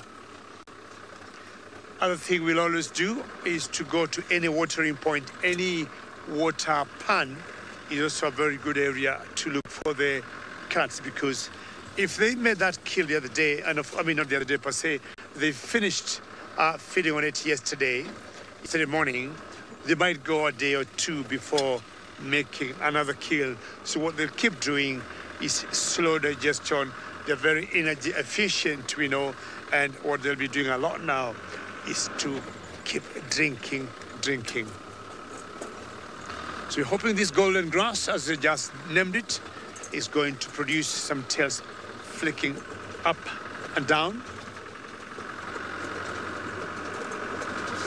Well, I'm sure the tech guys, the engineers are working very, very hard in South Africa, in Juma. But I think Pat's got some very tall animals.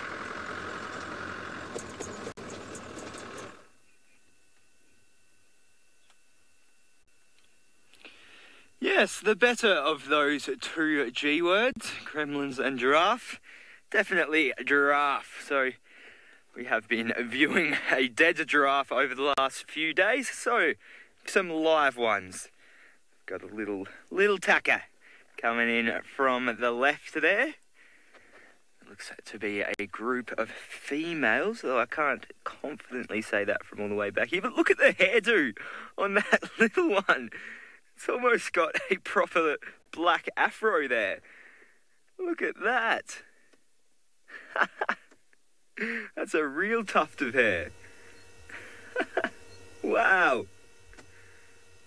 I don't think I've ever seen that much hair on top of a giraffe's ossicones. Ossicones are what we call those two horns sticking up out of the head there.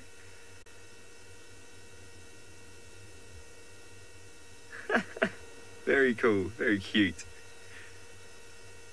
Obviously quite the young'un. Hello. Nice scenes to view here. There doesn't seem to be any owinos on the tail. Their thirst for giraffe must have been quenched over the last few days, taking their fill. More than their fill. I've read actually of some lions in one sitting eating up to 65 pounds of meat. So that's about 30, just under 30 kilos. I'm being told that we're getting a lot of oohs and ahs. And for good reason too. I'm glad you're all oohing and ahhing at this beautiful sight. I just couldn't believe how much black hair was on the head of that other little one. Very cool to see. And while we are looking at these peaceful giraffe, I'm also taking the time to have a scan around while we are stationary, just to see these owinos are lurking somewhere. They're quite elusive, the owinos. Very elusive indeed.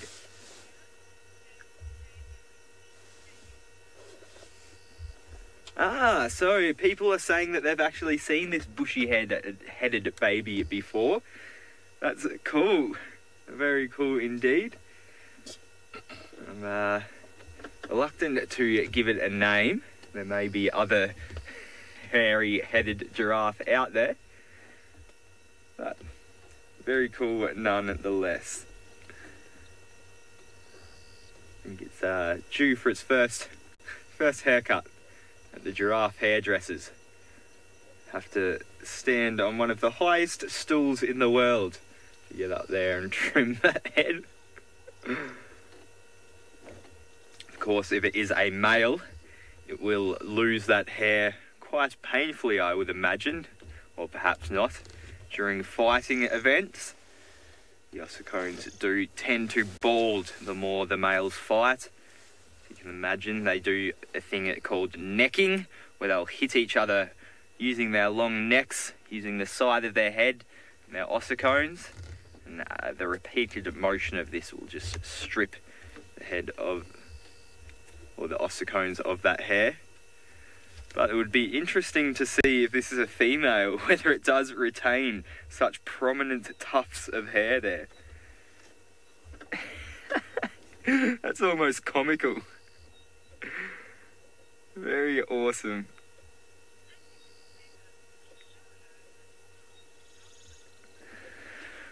Ooh, well, it seems like Trishala has been successful in her search for one of our spotty characters this morning. Let's go see which one she has come across.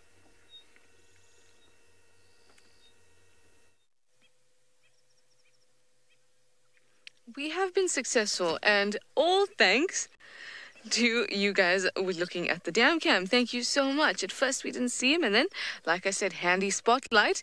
Even in the light, it can still work. So we flashed down here, and then we saw a pair of eyes in the long grass. You can see how difficult it can be to locate these guys, especially if they're sitting in the grass. So we do have Tingana, our 12-year-old, almost 13-year-old male leopard here at Juma, our Duke of Juma. Let me just respond here to the Game Drive radio.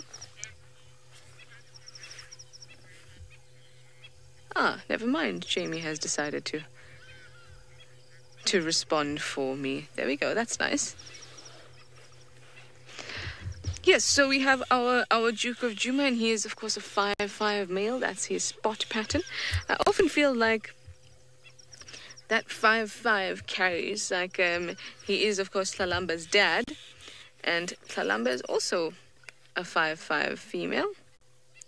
So I wonder if that type of thing is genetic, although I doubt it. So from what I understand, he's gone down and had a drink, come back and just chilled in the grass. So this would be a nice cool area to sit in. Jackson, you'd like to know if Tingana is the father of Hosanna? He most definitely is.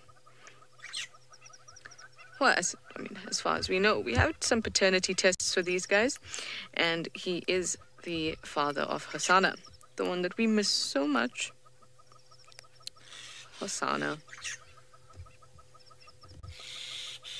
Hello. Hey, you're looking at us now. Like I was saying, this is a nice, cool place to lie up. The water would have made this ground nice and cool. And, of course, there's nice vegetation to be hidden in.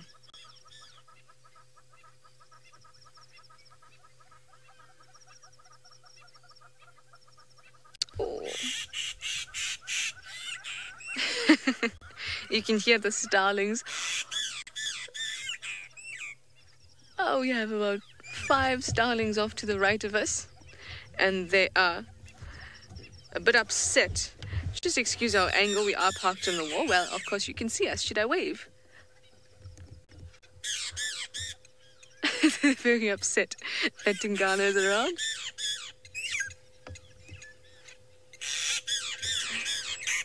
These are Birchall starlings. You can see because they've got the really long tail and dark eye.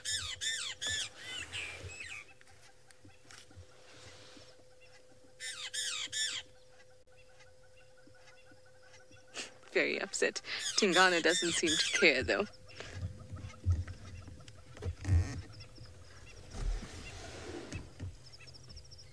Oh, I'm making Craig work today, having to level his camera as soon as we move away from Tingana. And you can see the rosettes peeking through the grass.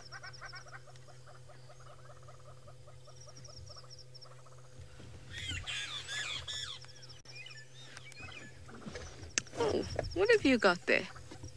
Has he got something? Consulting detective, you say some angry birds? Definitely some angry birds. It's always a strange thing. I wonder about alarm calls and how often do leopards actually take down birds for the birds to alarm at them. But then I'm sure it's a whole lot more complex than that. Relationships amongst different animals and a natural instinct, I suppose, to alarm at a predator, even if you are not, flop over, even if you are not completely in harm's way.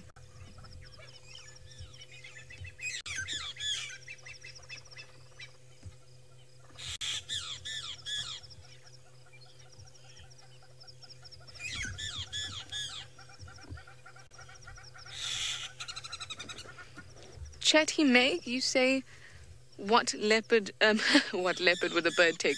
What bird would a leopard take?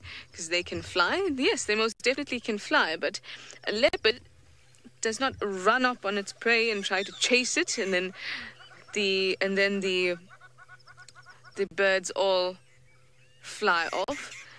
He'd be hidden somewhere in the grass, just like this. Why did the birds see a leopard as a threat? Well, that's exactly what I was talking about. I'm trying to understand why a bird that is most likely not going to be taken by a leopard would alarm at it. And I think that it's more likely that it's an instinctual habit to just kind of see a predator and alarm at it straight away, just based on the fact that it's a threat to it. There you see Jamie go past on the damn wall. Hey, Jamie.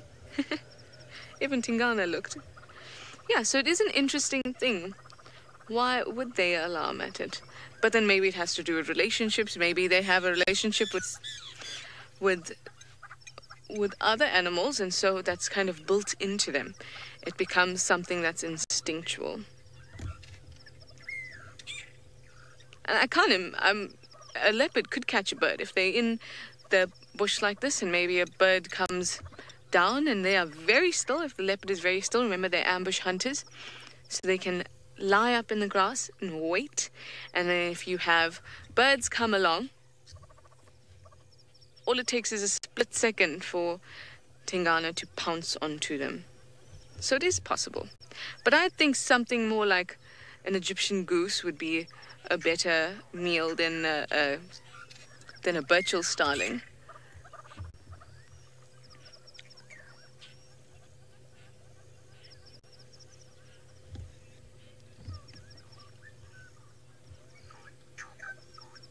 Handsome Duke here. Well, I will sit with him for a little longer, and it seems that other vehicles would like to join us as well. So let me send you over to David with another big cat in the Masai Mara.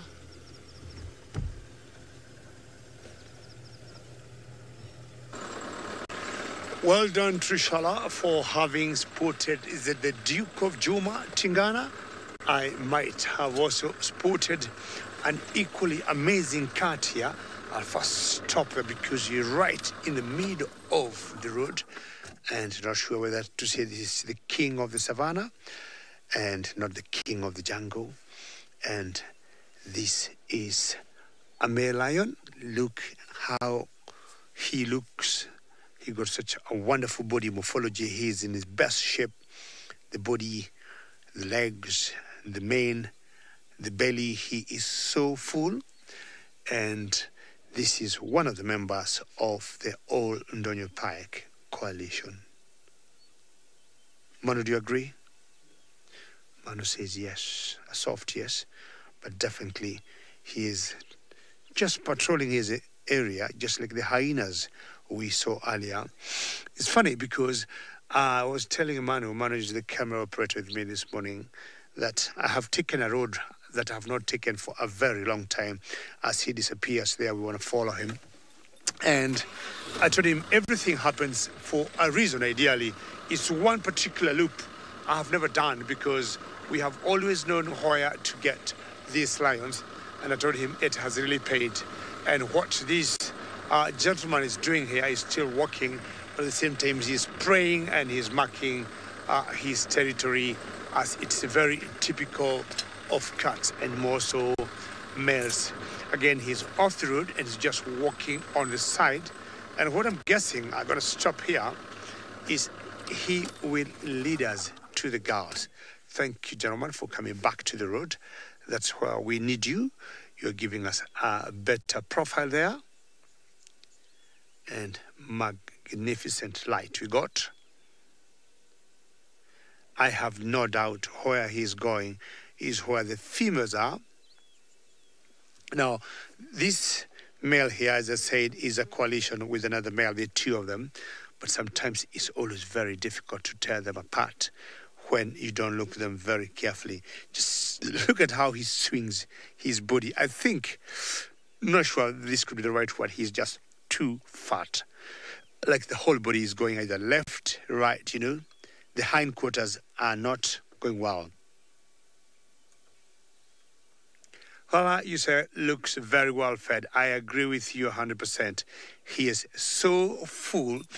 And I think it's either the buffalo they ate the other day. I agree with you 100%. He looks to be in his best. I mean, the hindquarters, which in general are always smaller than the front quarters, to me, he looks very rounded. Everything looks the same. And as I said, as he's walking, he's like going in all direction because of, how fat he is. Now, this could be the reason why I would say he kicked out.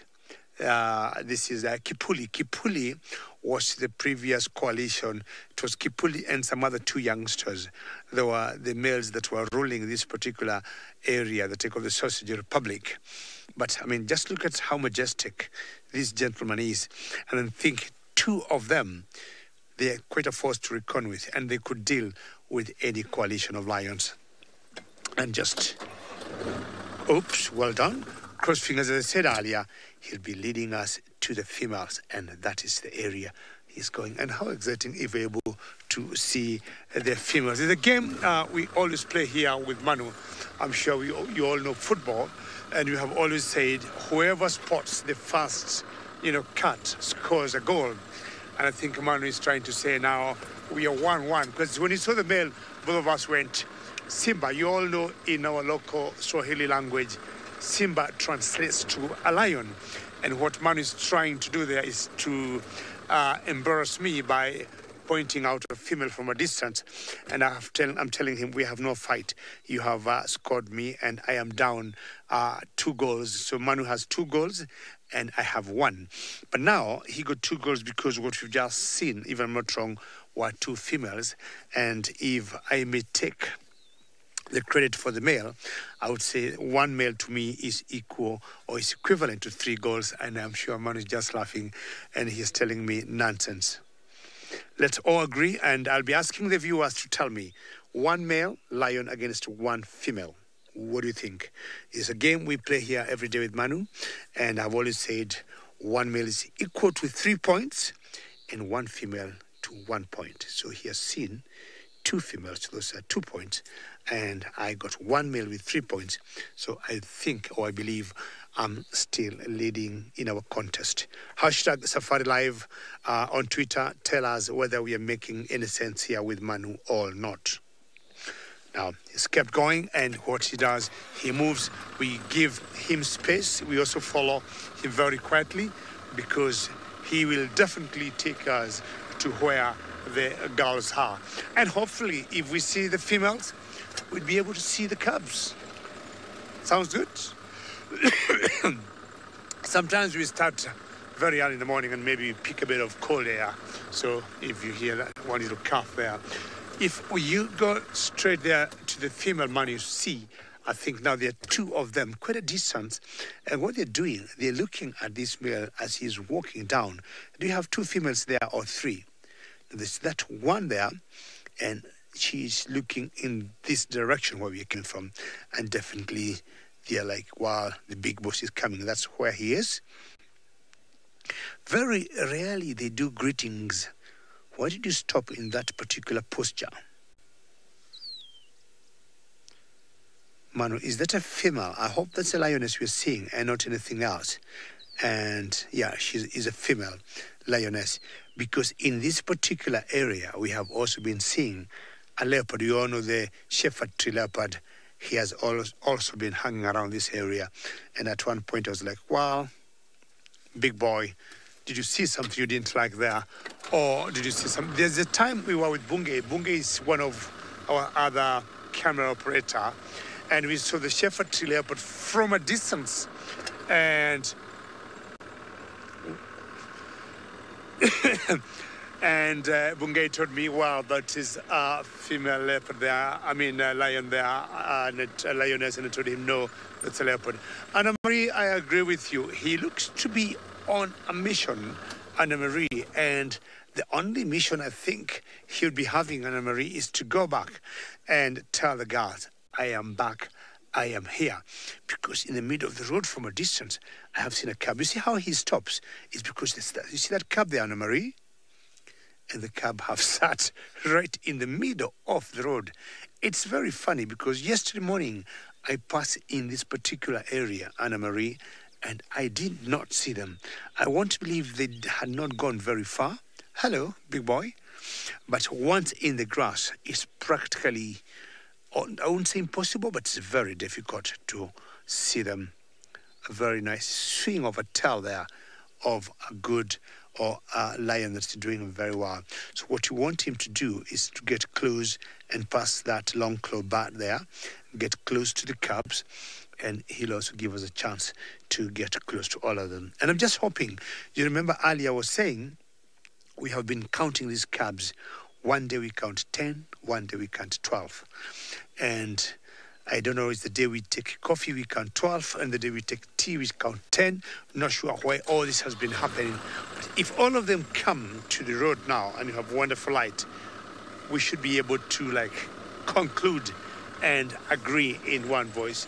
Do you have 10 cubs in this pride or do you have 12 cubs? Well, the big boy has gone to the right.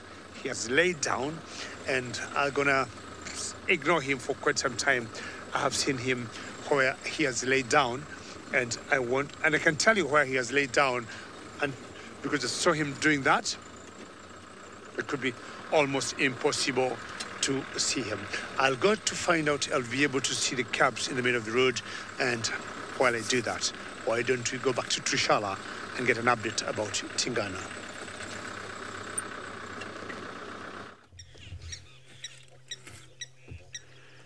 Lucky David, all of them up in the Mara. They get to see these wonderful cubs. Well, I hope that we'll have some cubs soon.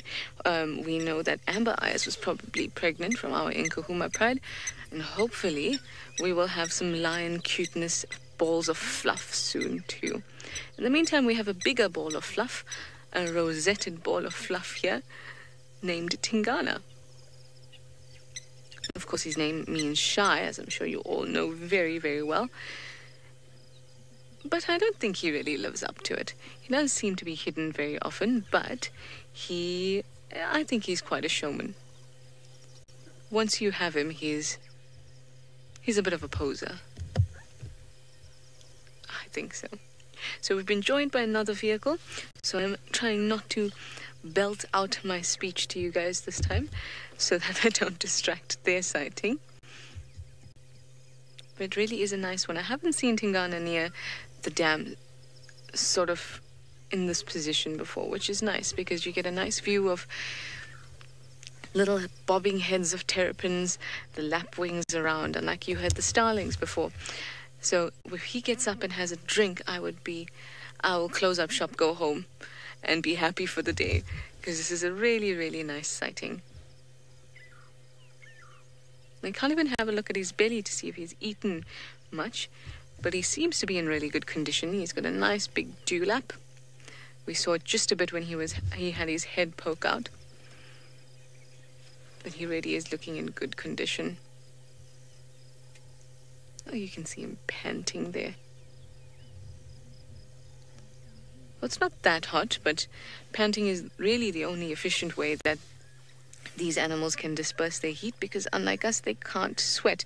They have a few sweat glands on their paws, but it just doesn't offer the same type of cooling as it does for us. So they would be using sort of their nose and the panting off their tongue. Oh, so the panting to expose the tongue with their mouth open in order to cool down. And all that does is it exchanges the hot air for cooler air, which cools the blood. And then that blood goes around the body and cools them down nicely. So if you had to start to pant, think of it in the same way as if you had to go for a run. But anyway, it seems like David has repositioned finally and has gotten you a better view of those lion balls of fluff up in the Masai Mara.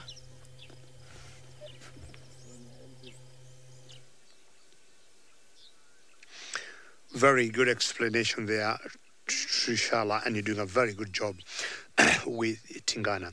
Now, as I told you, ladies and gentlemen, that one coalition or that one male will lead us to the females in the cabs.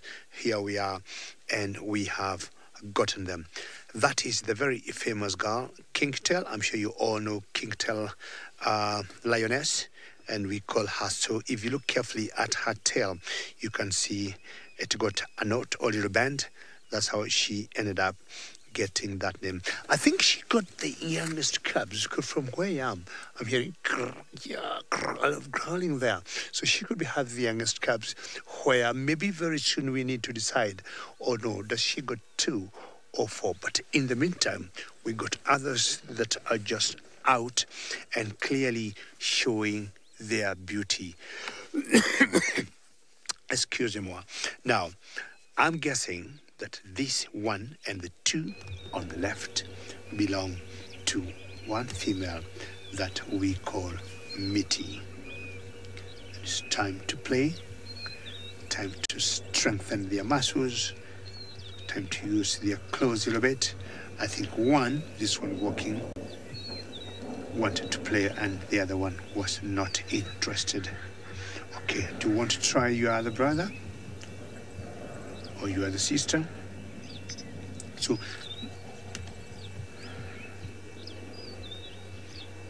Nancy, correct, you're saying kink is on a lot. You're very right, Nancy, and always good to hear your name and see how these cabs have tremendously grown in a very short time. Now, the 4 for, excuse me about my head, the 4 for Mitty, we have been thinking they are 2 males and 2 females. We are yet to know, but as they get bigger, we are going to be able to know what sex they belong to. Are they males or females? Now, let's find out if that's Kinky who have stood up there, or is it Mitty? They're way back in the grass, and we need to see certain features, either like the eyes. So what I want to do a bit of left turn to look better angle so that Manu can give you the very best. So a little bit to the left. So we don't want to get so close into their way. We'll always want them to have the thingy. And keep going. Because most of them are quite on the road, and we'll be able to do a very good count today. Tell me when to stop, man. Okay, I think that's a good position because we have most of them out on the road. I can count Kinky. Yes, I was right. It was Kinky that I had seen there. That's Kinky looking at us. And Kinktail, that's her name. You might wonder what I'm talking about. And we think she got the youngest cubs. And right behind her, I can count 3 cubs behind her, and they all look to be of the same age, and they're following her in the grass. Now, let's see. Mitties are 4. Many of you go back to the road, you may request you to go there to the road. Those are 4, and I'm convinced those are Mitties.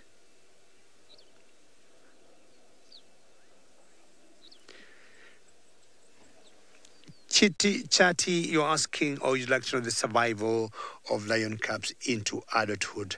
Well, very good question, and I would say it has very many answers. It depends. Chatty, number 1, where you are. 2, availability of food. 3, the strength, I would say, of the mothers or the pride or their pride males, in a sense that some cubs you have seen, their mothers maybe not very strong to deter, other predators like leopards from getting them, or big birds like martial eagles from getting them. We have seen occasionally, Chatty, also other males, when they take over prides, definitely know what they do. They'll always kill the existing cubs. But we've found out there are certain males also who defend their territories all their cubs very well? There's so many answers to that, but I would say to me is always 30 to 40% survival rate, depending, again, as I said, on the area, availability of the food, and the strength of both the lionesses and the lions. It's always quite a challenge. Mortality, one of the causes of not having good survival rates for the cubs, it's hunger. Hunger causes, did you hear that? A lot of mortality, and of course we'll have sometimes infections, and other males, when they take over, we have the infanticide, that male lions have been known to kill the existing cubs to make the females to be in the estrus, and they'll have their own Kingtail. What are you exactly doing? What I would like is for Kingtail to bring her cubs out, and she's going, not sure what that is all about.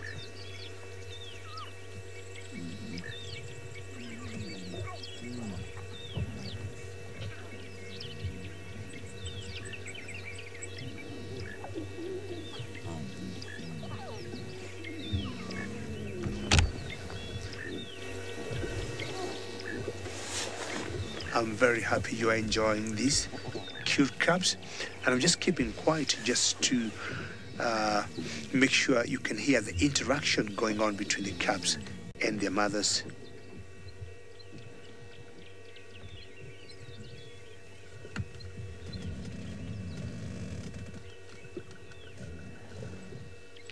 Very beautiful.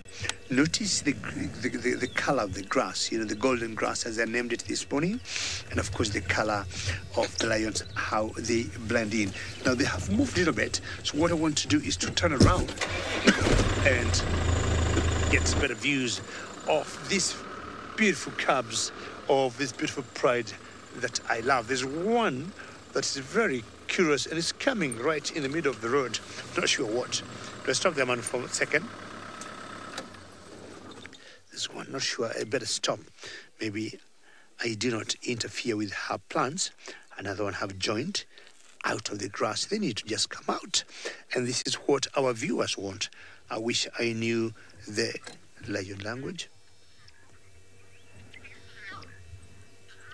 You are so beautiful. And you too. And don't eat that bush. That little plant she's trying to eat is called Sodom apple, and it usually have very poisonous fruit, but luckily it's not fruity now. She is just playing with the leaves. Not sure how poisonous the leaves could be, but I know the fruit from that particular bush are quite poisonous. That's Kingtail, ladies and gentlemen, and for anybody or for those of you who could be joining us now, this pride of lions is called the sausage tree pride. Sausage tree because there is a particular tree here in the Mara Triangle that have loved to climb.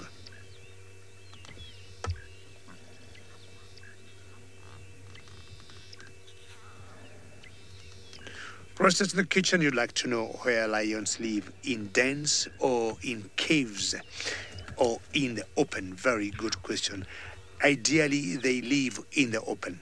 But when they're dropping or when they're giving birth to such beautiful cubs, they'll either choose caves or dens. Most of these cubs you see here, they were all born in dens. So dens are like small areas in a valley, or like an open hole that have naturally been made, and that's where they'll always go give birth. And dens will protect these cubs when they're born from harsh weather, be it rain or cold. But in general, I would say lions live in the open. Hello, I love your courage. And all the other cubs are not here, but you can manage to be on the road and give us such a wonderful smile. Oh, it's very good. This other one here that's just stretching. This is pretty big, and I would guess could be about 6 months old.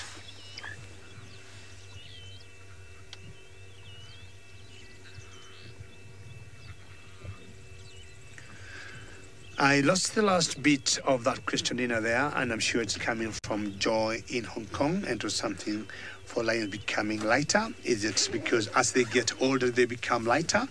And if that was the question, I would say yes.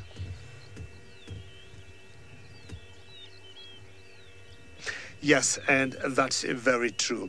So, Joy, I'm sure you've been following our lions here. And number one, Joy, a big jumbo from the Mara Triangle in Kenya. Always a pleasure to hear your name. Yes, as they grow and as they get older, they become lighter. People have always asked, do lions have spots? Yes, when young, they are all very spotty. And as they age, the spots disappear. And to me, they become lighter. But in general, Joy, I would say males remain a little darker than the females. That's like the rule. And sometimes when we cannot tell the females from the males, when the cubs, we have guessed using the texture or the color of the fur, and 9 out of 10 times we are always correct when we say the young cubs, the males, are a little darker than the females, although that is not always the rule. This one is so curious, eh? What are you studying in us? I would really want to know what is going in her mind.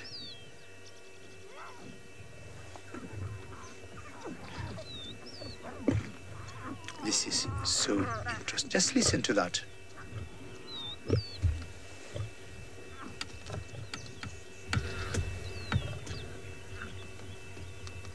Not sure whether Kingtail have some food there.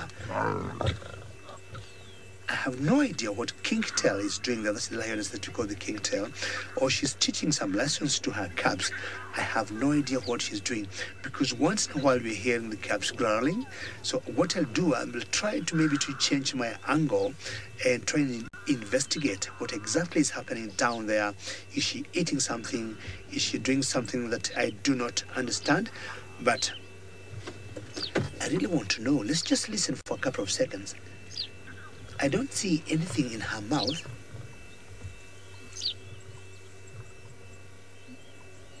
She's not scrubbing the ground. Excuse me. As sometimes they have done. When they have a kill, they have been known to bury them. And when they do that, it's just maybe to keep the kill fresh. Now she's on the move again. Hello, Kingtail. Would you like to tell us what you're doing down there? And please come out of the grass and come out with your cubs. There they are. That's one of them. And 2 of them. Do we say 3 of them or do we say 4 of them? Kingtail, do not disappoint me. I'm sure there's one between your legs. So now I can count 3. And I am saying I need to be very sure one of these days. Kingtail, do you have 2 cubs? Do you have 3? Or do you have 4? Now, she is the oldest of the females here. And older females have been known to have 3 or 4 cubs comfortably. The new ladies or the new mamas or the new mothers may start with 1 or 2 max, but the very, not experienced one in that sense, but the very old ones could do 3 or 4. Now, one time we have seen, like the day before yesterday, I saw Kingtail circling 2 cubs, and I would guess that's one of them or not. We'll just wait for a few seconds. And then a week earlier, I had seen her with 3 cubs, and she has put me in a bit of spin and a bit of confusion. How many babies do you have, Kingtail? Pull them out of the grass, bring them to the road, and I'll be able to count them. Look at her belly. She looks fine to me because they have been feeding on a buffalo the last 5 days. So I'm not worried. They could go another 2 or 3 days without food. See her tail? That's how she got the name. Now her cubs are following her. You see, that one is a lot younger than the one on the road. So definitely the one on the road is not hers. And she also looks lighter. And another one is coming out. So those 2 are kinkies. Thank you, man. Keep holding there because you're going to help me unravel this mystery. A 3rd one has come out. Shall we get a 4th one on the road, Kingtail? We will know. But those 3, I would say 100% belong to that girl, not the one on the left. Manu, help me look, because you see the one on the left looks a little darker. Yeah, I think it's 3. 3 for now, right? Yeah. Yeah, thank you, Manu. I'm happy when I get support. Look at the position they are nursing from. I haven't seen cubs suckling. Like, what's wrong with you guys? Are you too hungry? Kingtail, can you give them a better position to suckle? How cute is this? And Nina in the final control says, this is just gorgeous. You're very naughty. How do you suckle your mother when she is not in her best position? I can tell you she's not taking any of that nonsense. Now, those are 4 cubs. Are they the same size, Manu? 3. 3 are the same size, 1 is not, right? Mm. They must be very hungry. I haven't seen this in a very long time, where the cubs want to suckle the mother when she is still standing. This could be a wonderful idea if we could cover more audience, Nina. Excuse me there.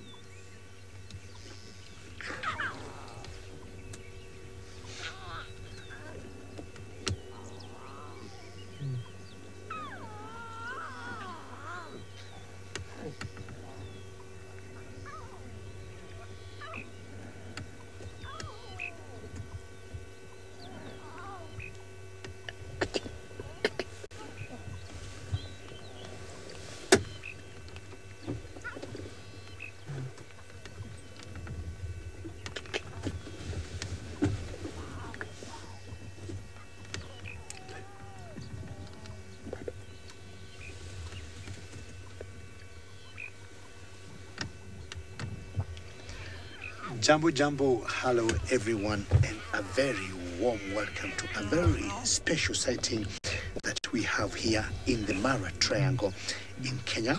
We are sitting here with a sausage tree pride of lions, and my name is David, and on camera is Manu. Manu, how are you? And we got one of the females in this pride that we call Kingtail, with her 3 cubs. This is very special. It's my favorite pride in the Mara. We got so many prides of lions, but this happens to be my favorite.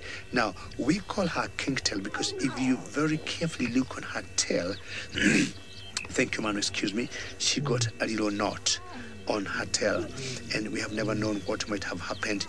She could have been bitten when she was young, and it never recovered, but that has not deterred her from living a normal life. I think she got 3 cubs with her, because when you look carefully, there are those 2 there, and there's another 1 walking to, I'll just sat down now, 3 of them.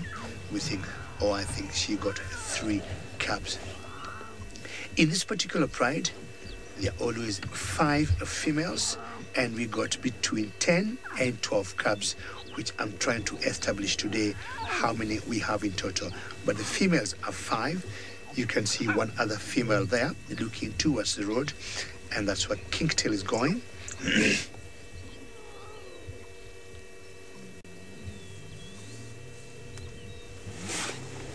Sorry, Danisha asked something. What does the lioness do? What? Sorry, Nina. Just walking there, and 1 lioness have gone to join the other one.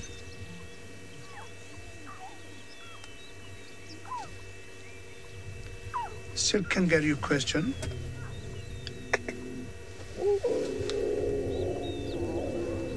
Can you hear that? Sorry, Nina, bring that question again.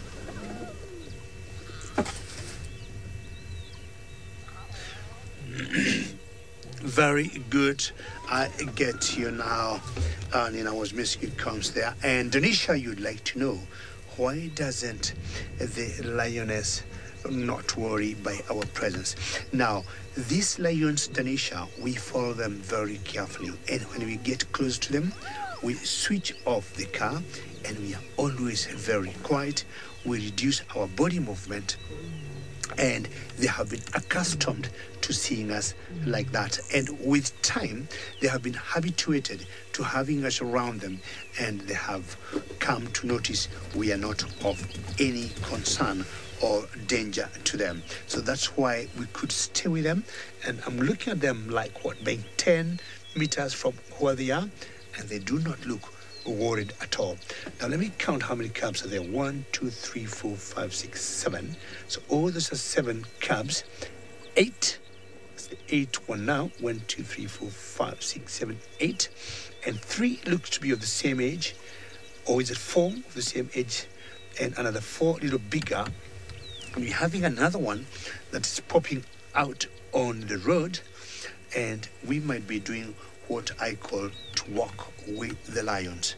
Now, I'll just swing out to the right and then try to face them that direction.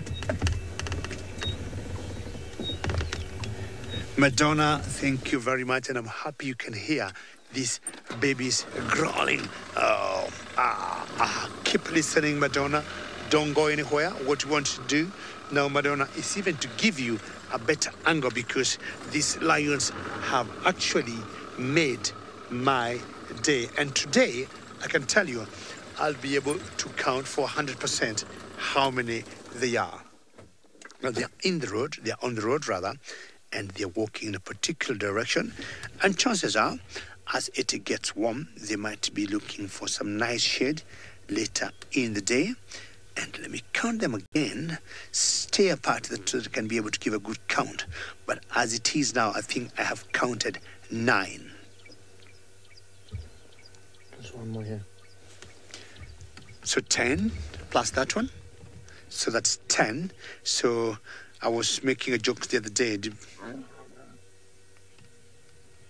Haley, that's a great comment. And you're saying that is amazing. And you could not ask for a better sighting, Haley, than what we have for you there. And look at them right in the middle of the road. So they're taking a little bit of a left there, back to the grass. And what they might want to do is look for some nice tree with some pretty good shade where they might spend the rest of the day. So let me move forward a little bit and see how things are. And not very far from where they are is where we left the male. So maybe they have gone to join the male there. Okay. Cheetah, move, please. I don't know why she doesn't want to go. Yeah, thank you very much. Wow. What a morning it is today, eh? Very exciting and great way to start the day. Now, they've gone in the grass. That's not a very big challenge because we got a very good camera, and we shall do the best we can to keep showing you these beautiful cats. And I'm sure maybe at one point they might come out from the grass. But we're going to stay there for now. Kim, great comment. You're saying this is so beautiful. Many thanks, Kim. Great comment. And I'm happy you are enjoying. Kim, if you may I would like to ask you, where do you come from? How far are you, Kim, from where I am? I'm sure, Kim, you know I'm in Kenya, and I am in a game reserve called the Mara Triangle. Kim, where are you? Hashtag SafariLive on Twitter. I see these cubs coming back to the road playing. Now, Manu, let's count them. We got 4 on the road, right? Yeah. 5 on the road, right? Right. Okay. I'll take the final figure today. We're not going to count them again. 6. 5 on the road. Let's not look at the ages. 6 on the road. 7 on the road. What are you doing? You're too big to play those games. Have we counted 6? 7. 7. 8. 8. 9.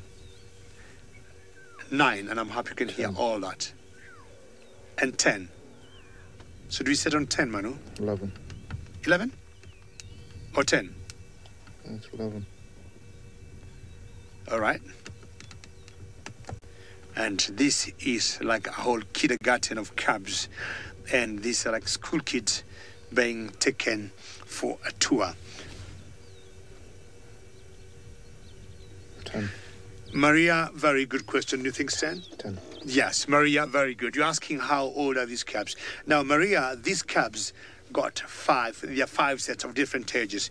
We got some 1 month, 3 months, and we got 5 months and 6 months. So I would say 4 sets of cubs, not 5, and those are the different ages of these cubs. The oldest one would have been going to 8 now, maybe, because it was September last year. September, October, November, December, January, February, March. Could be going 7 months. Now, what I want to do, I want to give you one more view, Maria and everybody else, and you have confirmed now we got 10 cubs. And how exciting was this sighting? I want to thank all of you for having joined me. Remember, we shall continue enjoying this particular sighting on our usual YouTube, and very many thanks. And don't go very far, because we might be sending you other notifications in the very new future with more surprises. On behalf of myself, David Emmanuel, many thanks, and hope to see you again very soon.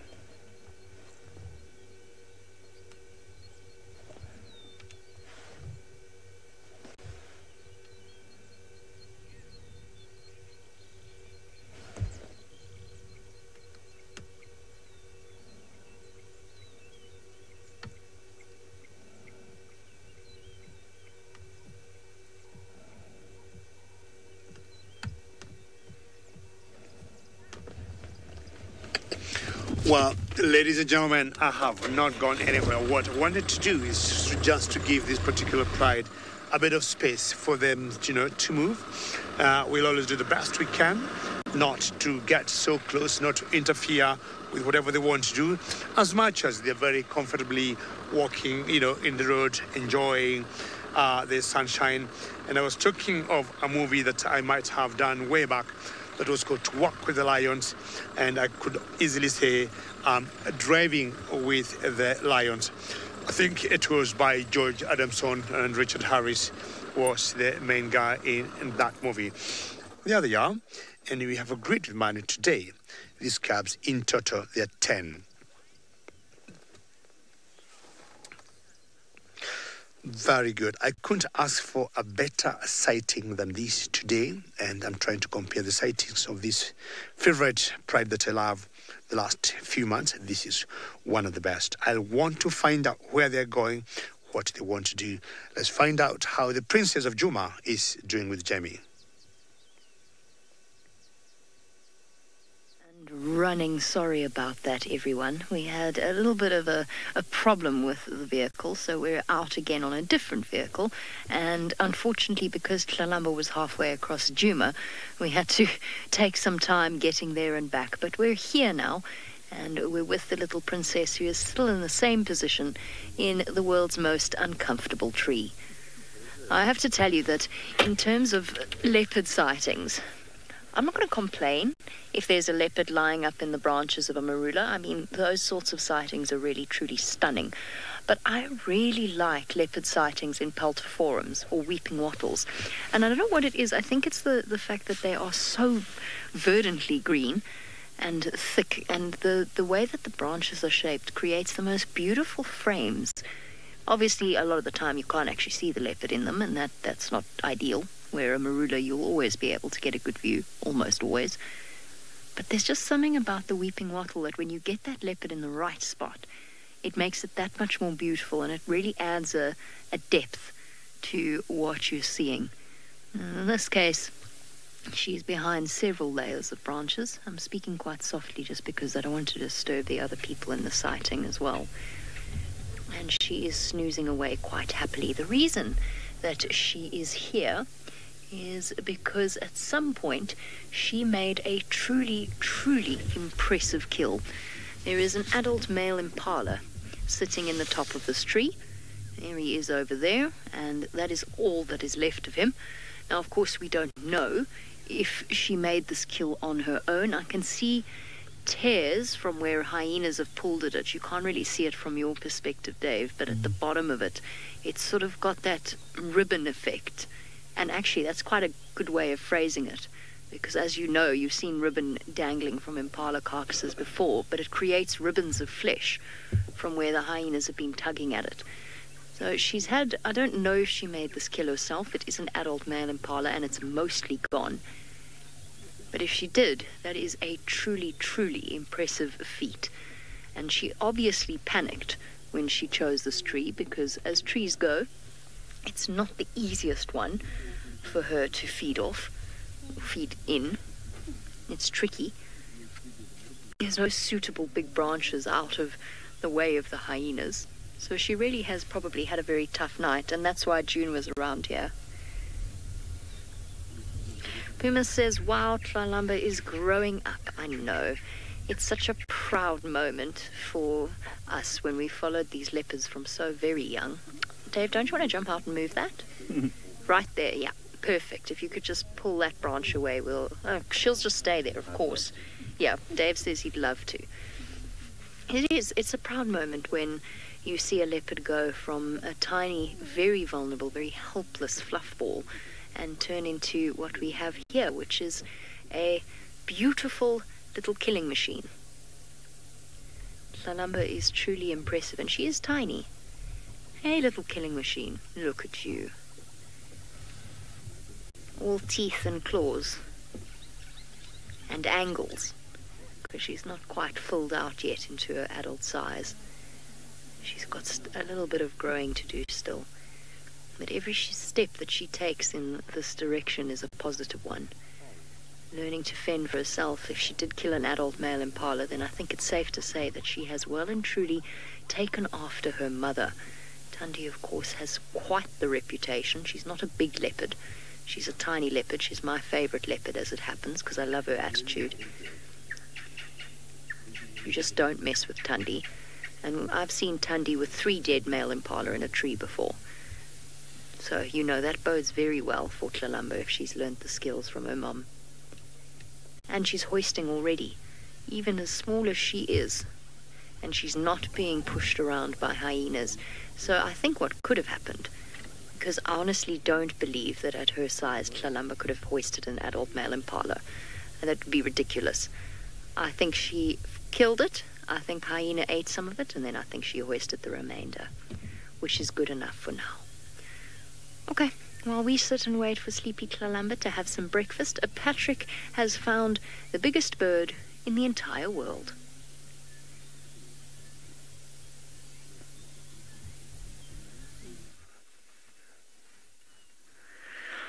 Well, we have stumbled across a few ostrich here, so I did give up looking for the Owinos. I'd spoken to another couple of vehicles who have said that they've also been looking just like me the last couple of days, but have been eluded as well. So where they have moved off to is anyone's guess. I will continue to look throughout the day after the show is wrapped, but for now, I thought it might be nice to go for a bit of a bumble and see what I can find. And now, I did spot these ones from quite a distance away. They were sprinting along with a few topi, and I got quite excited and so took off and came over to check out the situation. If I had have just taken a second to stop and look to my left, I would have noticed that the reason that they were running so quickly was because there was a hot air balloon landing in the area, and so we're trying to avoid that. But yeah, oh well, at least it did lead me towards them. Now these are all females, these 3 ostriches, and it's quite easy to tell, because they have a kind of mottled grey coat rather than jet black that we see in the males. Now also lacking the white primary feathers and the white patch on the tail feathers.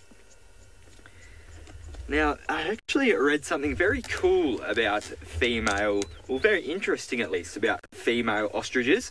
So like with many other animals, there is dominant and less dominant. And with the females in that hierarchy, they all will lay their eggs at the same time in a flock.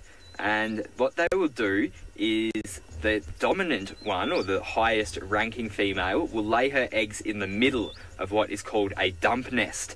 And then the lower ranking females will all then lay their eggs around the centre until the hole is filled. And then the lowest ranking ones may not even get to put their eggs in the nest. Now, if you think about this, it's actually quite a good tactic to preserve the higher ranking genetics, because if a scavenger does come and find a big ostrich egg full of nutrients, they will take from obviously the outside first. And therefore, the weaker or less dominant genetics will be cleared from the group. Very interesting stuff. Now, these are Struthiocamelus, the name for ostriches, the taxonomic name. And that's very easy to remember for me, because all I need to think of is Australia. A, they look like emus, which is a flightless bird from Australia. But B, struth. Struth is something we say in Australia to, I don't know, kind of show shock to a situation. So, hypothetical example, if someone said, the Queen died today, you go, oh, struth. So it's easy to remember, Struthiocamelus. So, Paula, in these dump nests, they will get up to about 60 to 65 eggs all up. So obviously that is not all from the individual, that is a combined effort. But yeah, up to about 60 eggs can be found in these dump nests, which is very cool. And I have actually seen and held an ostrich egg back in Australia. One of my parents' friends owned an ostrich farm not far from where I lived, and they had a hollowed out ostrich egg that they gave to us as a gift. Actually, they're very large indeed, although being a kid I'm sure it seemed bigger in proportion to me. But I still remember it filling up much more than both my hands. When I was a child, I was holding it like that and it was still sticking up quite a bit. And so they are Struthioniformes, these birds, which are the large flightless birds that are of Gondwanan origin, meaning that they were present on the supercontinent Gondwana, which then, due to continental drift, did disperse and now lies the way that all of the continent lies in the world. But that is why you will find such similar birds here and in Australia. So in Australia we have the emus and the cassowaries, whereas out here it is ostriches, although if you look at their morphology they are quite similar. So they obviously diverged a very long time ago, these ancient birds. It's all in the name. They're clade. A clade is just kind of a generalised group, a generalised taxonomic group, so it doesn't necessarily follow the usual order of things, but it's just a word for a group, a taxonomic group, and they are the paleognats. Paleognats. Whereas most of the birds that we will find these days are neognats. So a very ancient lineage of bird, these ostriches. Anyway, enough about birds. I'm sure you're all curious to see how things are going with our leopards down in Juma.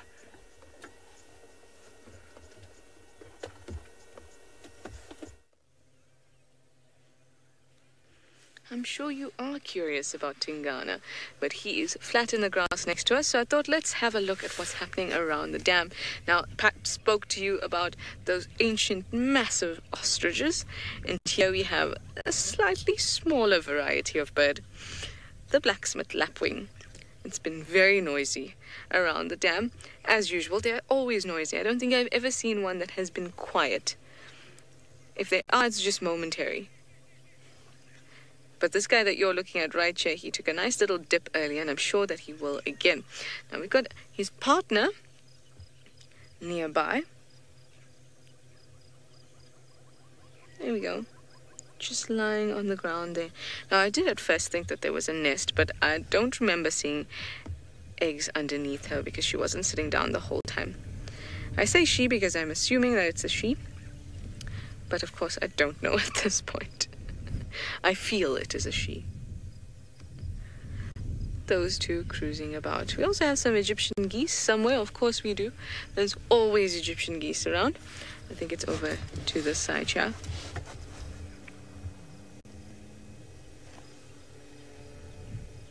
There we go. Now, actually, the ones that you are looking at are the little chicks that have actually grown up. How big are they? Very successful. Well done. Well done, Egyptian goose mom and dad. There we go. Okay, it seems like little Princess Tlalamba has decided to stir finally this morning, so let me send you over to Jamie.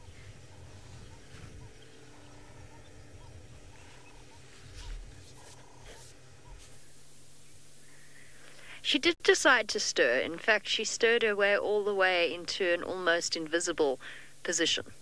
Awesome. I take back what I said about peltoforums, especially when they're combined with a guarri bush in front of them. The combination makes for a rather impenetrable thicket and means that we have to reposition. We had a beautiful view. It was absolutely stunning. Then she got up and she did a cat stretch, little feet gripping onto the branch. It was beautiful. And now she's invisible. Well, not invisible. I mean, we can see her tail and her feet. But we might need to do some shuffling around here. No, wait. Oh, are we up or down, Tlalamba? No, she's down. Before I reposition. David, this is not going to work. There is a tree here. Yet another tree. Oh dear. Oh goodness. She's not going to stay there very long, I don't think, because it's the least comfortable looking. That's the best gap I think I can find for you. I can try going round. No, I think that is what we're stuck with. And I've left my foot on the brake. Sorry. It's me moving the car, not Dave not being able to keep a camera still. Right. Awesome. Thanks, Tlalamba. Much appreciated. Listen, people have been sitting on the edge of their seats waiting to see you. I mean, no pressure or anything. I know you've had a bit of a hard night. Well, at least I suspect you've had a hard night. Surrounded by hyenas and all sorts of things, and I can see by the way the grass is flattened underneath the tree that there's been lots of activity around here. Hyenas probably sleeping right underneath her, which, as you know, leopards prefer to be alone. They do not enjoy having the company of any other animal, even other leopards most of the time, unless it's Osana. I find that even when they are mating and you're dealing with a pair that is instinctively bonded together, they don't seem very happy. Jenny says that Tlalamba is like Tundi. She is a hiding artist as well. Indeed, what would be a good description? I mean, hiding artist works. She's a master of invisibility. Or at the very least, choosing the worst possible position to go to sleep in. Yes, exactly. Just like her mom. Just like her mom. You know, your brother/uncle, Osana, knows just how to pose. No, she doesn't care. She's got enough problems in her life right now without worrying about us. And I'm sure she's actually quite tired. The good news is that she's eaten quite a lot. From when she stood up, her little belly is nice and rounded, and I know that last time Tristan saw her, before yesterday, he said that she was looking quite thin and quite hungry, and he'd actually pulled out of the sighting in order to allow her the opportunity to get herself some food. So it's good to see that she has succeeded, and what's even better is that she seems to be repeatedly successful on Djuma. All right. Well, we're going to sit patiently for the rest of the sunrise safari and hope Tlalamba lifts up her head. David, in the meantime, is enjoying a marvelous sighting of the Mara lions.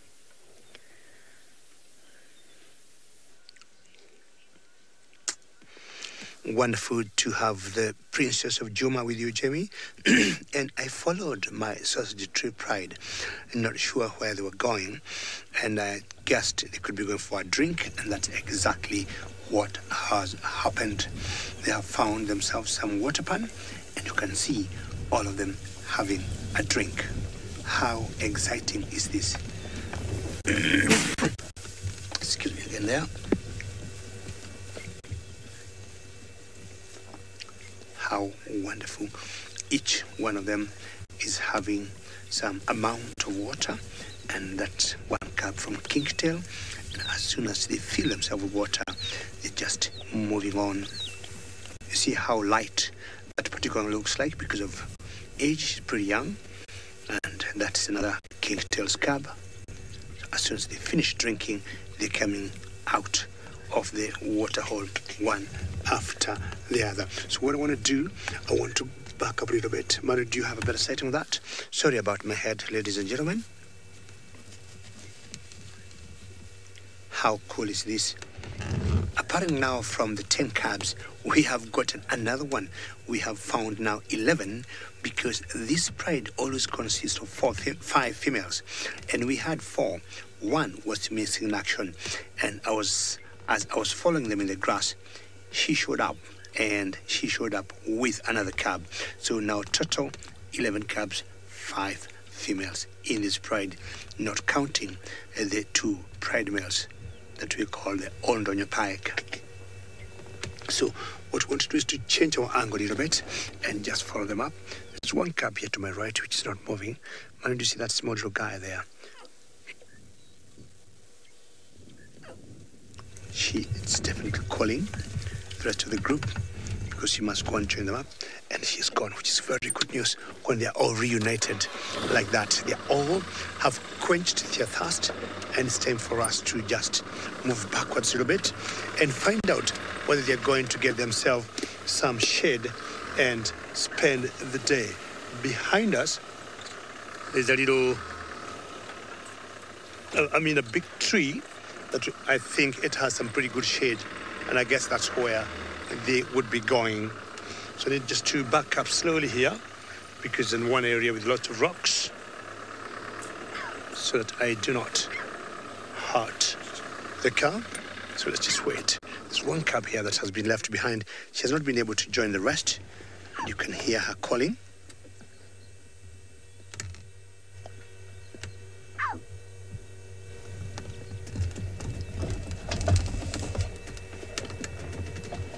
Sorry about the pull of the car. She was just a bit slow in drinking.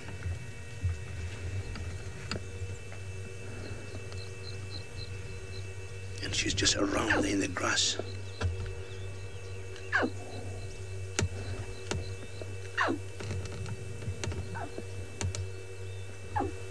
There she is.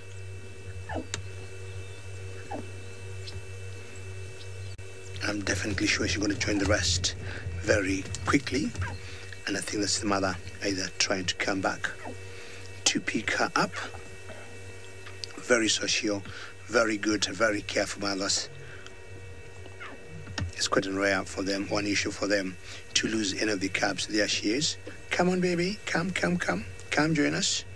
You're not alone, the grass is too tall. You don't want to take any chances. Could be a leopard, could be a martial eagle seeing you from a distance. As I was saying earlier, martial eagles have been known to just come and grab these lion cubs. Very good, you united with the mother. It's pretty good. I guess that could have been, or is Mitty's cubs from the age. She looks like one of the full cubs that belong to that female called Mitty. Now, let's just find out where finally they want to go and settle. But as I said, there's a tree I had seen behind me. That's where most likely they are going to spend the rest of the day. So just making sure I don't drive over any rock. And I can't see them now. So let me see if they're going to catch up with them. Let's go to my friend Patrick, who I think got some sort of primates.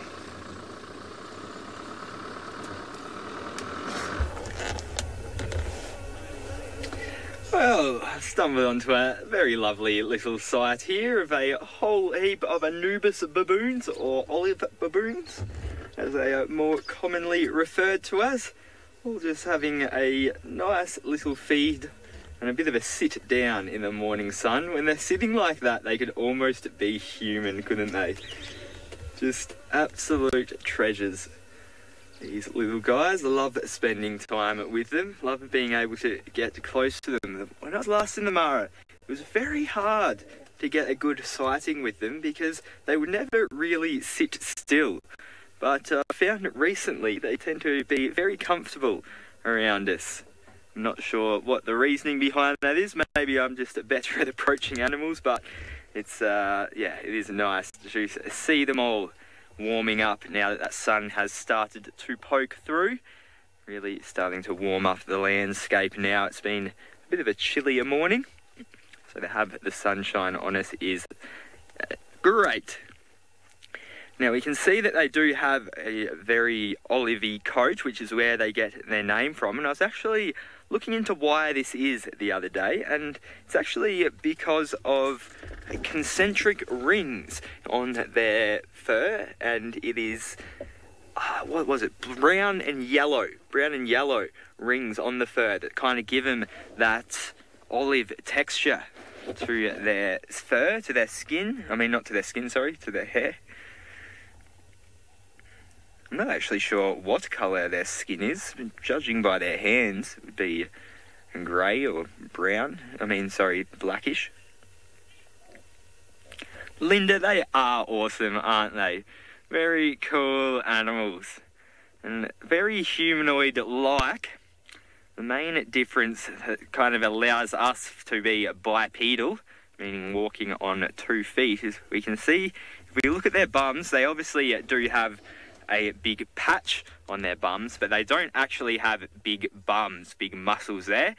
That's because humans have developed quite a strong gluteus muscle complex, the 3 gluteal muscles that lie on our backsides.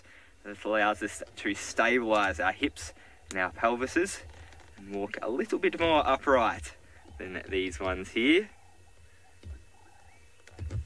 Call this type of locomotion digitigrade. Oh no, plantigrade, sorry. These guys are plantigrade, since they will plant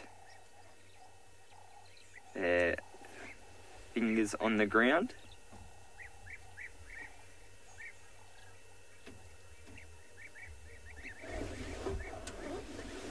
Very peaceful little moment here. I'm just gonna stop talking for a little bit.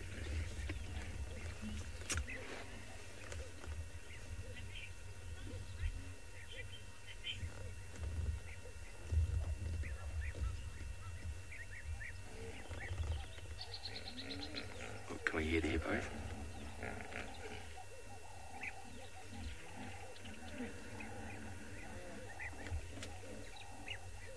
I hope you're all able to hear those hippos just then.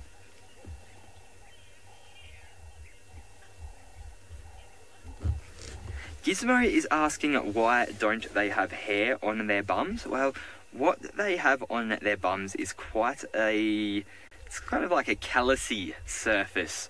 And for males, well, this allows a bit of a protective surface to sit on, as I did show them before, sitting very nicely on their bums.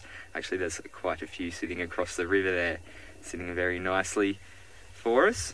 But for the females, it will actually, their bottoms will swell up quite significantly when they are in heat or ovulating. And so this is a display to males that they are ready. And this will help also to wean out the strong males, the dominant males, from the smaller males, because obviously if they're displaying to everyone, then all the males are kind of going to pick up on it, and only the ones that can handle both fending off other males and handle the female themselves will be lucky enough to get the female. So they could almost be humans looking at them from this distance. Very cool. Now I'm just going to move up a little bit and see. I'm hoping that when I stayed quiet before, you all heard those hippos making a bit of a ruckus. I'm just going to creep up a little bit and see if we can get a look at the hippopotamus as well. The HRPP. Oh, here's one right here, having a wander.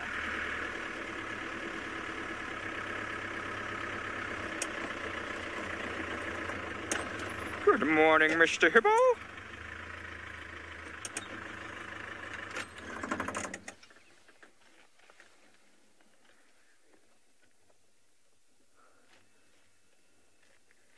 There, that one is there.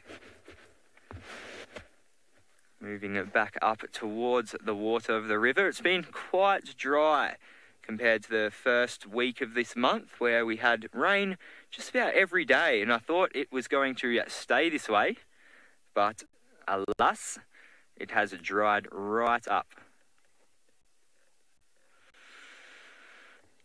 Well, looks like this hippo is settling down. All of the monkeys here are settling down, and I think Jamie and Dr. seem quite settled themselves.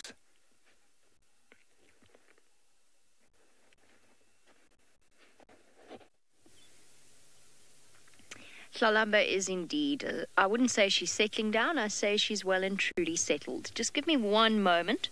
I'm directing someone in to come and join us. As you come along Hippo Pools, not far from the junction, you should see a guarri bush in the road and the off-road tracks running to the west. Let us see if that works. If not, I apologize because I might have to be chatting away. We have a brief gap in the branches, or not a brief gap, a little gap in the branches where we can sort of see her face. Pretty little thing that she is. Oh my word, I'm in demand. Could you not have done this 5 minutes earlier? No. Standing by.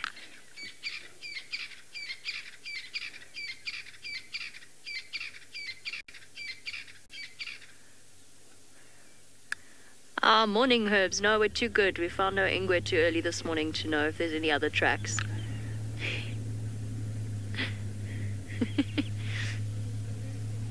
You did not get my joke at all. What was that Nina said? Did you... Not sure. Okay, cool. I just had Game Drive comms going. Look at that beautiful little tail. Columbus got a lovely long tail. Oh. Nina was saying there's some nice ambient sound. Now there's a nice ambient sound of another vehicle moving in. So we won't go quiet now to stop and listen. A frightfully tricky position you've put yourself in, madam. I think this is going to become a one-vehicle sighting for now, because only one vehicle's going to have any kind of a view. But hopefully these guys stick around for a little bit and then I can move out for them and they can take my place. Hopefully this afternoon for the sunset safari, the princess might be a bit more active. I suspect she's going to want to go for a drink soon enough. And she'll probably head across to Buffelshoek Dam. And I'm imagining a sort of sunset scene with the golden light shining upon her. And right now it's a bit dull, grey and gloomy. But you can just imagine what the sighting would have been like if we'd had a sunrise, with the rays of the sun going through the green, creating that dappled light that suits leopards oh so well. Not much that doesn't suit a leopard, actually.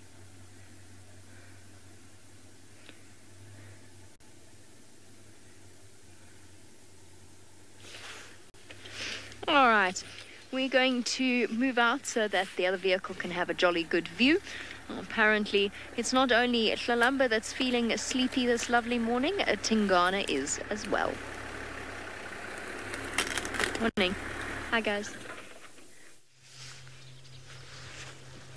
Yes, well, that's a really good idea, Jamie. I think I will do the same very soon. We have 2 vehicles with us, and of course people want to come in and watch Tingana as he rests very, very sweetly in the grass. You'd never think that this sweet thing, just ball of fluff, big ball of fluff, is really, like Jamie said before, a killing machine. Absolutely stunning. So we've had a look around the water by the dam. We still have our lapwings around. And we had a few kingfishers around as well. Everybody seems to be having a very lazy Tuesday morning. Myself included, a few yawns coming in. It's nothing like a drone session day. You feel so sleepy by the end of it, but it's also nice because you have a really long day, so there's a lot to be done. You can do a lot at least. So I'm very happy to have gotten to sit with Tingana for a little bit. I think it's really nice that he's in this little position here. So let's have one last look at him. Hello, lying up in the grass. Not doing much at all. I think he'll be here for most of the day. He's been eating probably during the night, or I hope so. And if he does, he'll be here for most of the day. Now, I did hear that there were some little baboons about. So that sounds very, very exciting. And as we come to the end of our drive, why not? Let's go over and look at those baboons.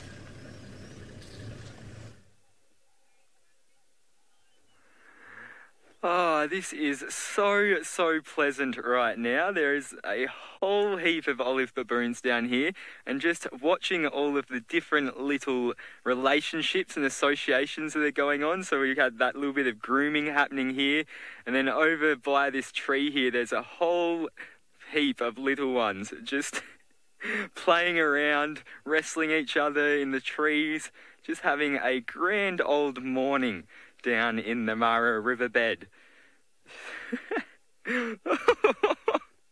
Oh, no. Oh. Good thing you are a baboon and can handle spills like that. It's just training up those muscles. Last night I got to spend time with a lot of baby elephants playing with each other, and now this morning, baby baboons. How lucky can a guy get? That was quite fun to watch. That little one here just loves swinging from this branch. It's been doing it the whole time. Not quite succeeding. Get him! Get him! Oh, hey, play nice there. Play nice. They all look so relaxed. Well, not these ones, but all of the other baboons down here. They look like they are absolutely loving it this morning light. We got one laying down there. We often see them sitting up, but to have one actually laying down on its side is very sweet.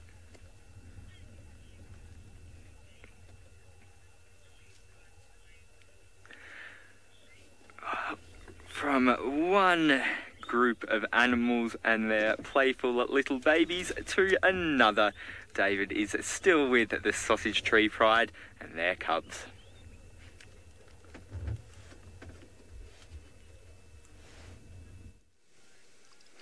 Well, I know baboons are experts in climbing trees because they're primates, because I would say in general all primates climb trees.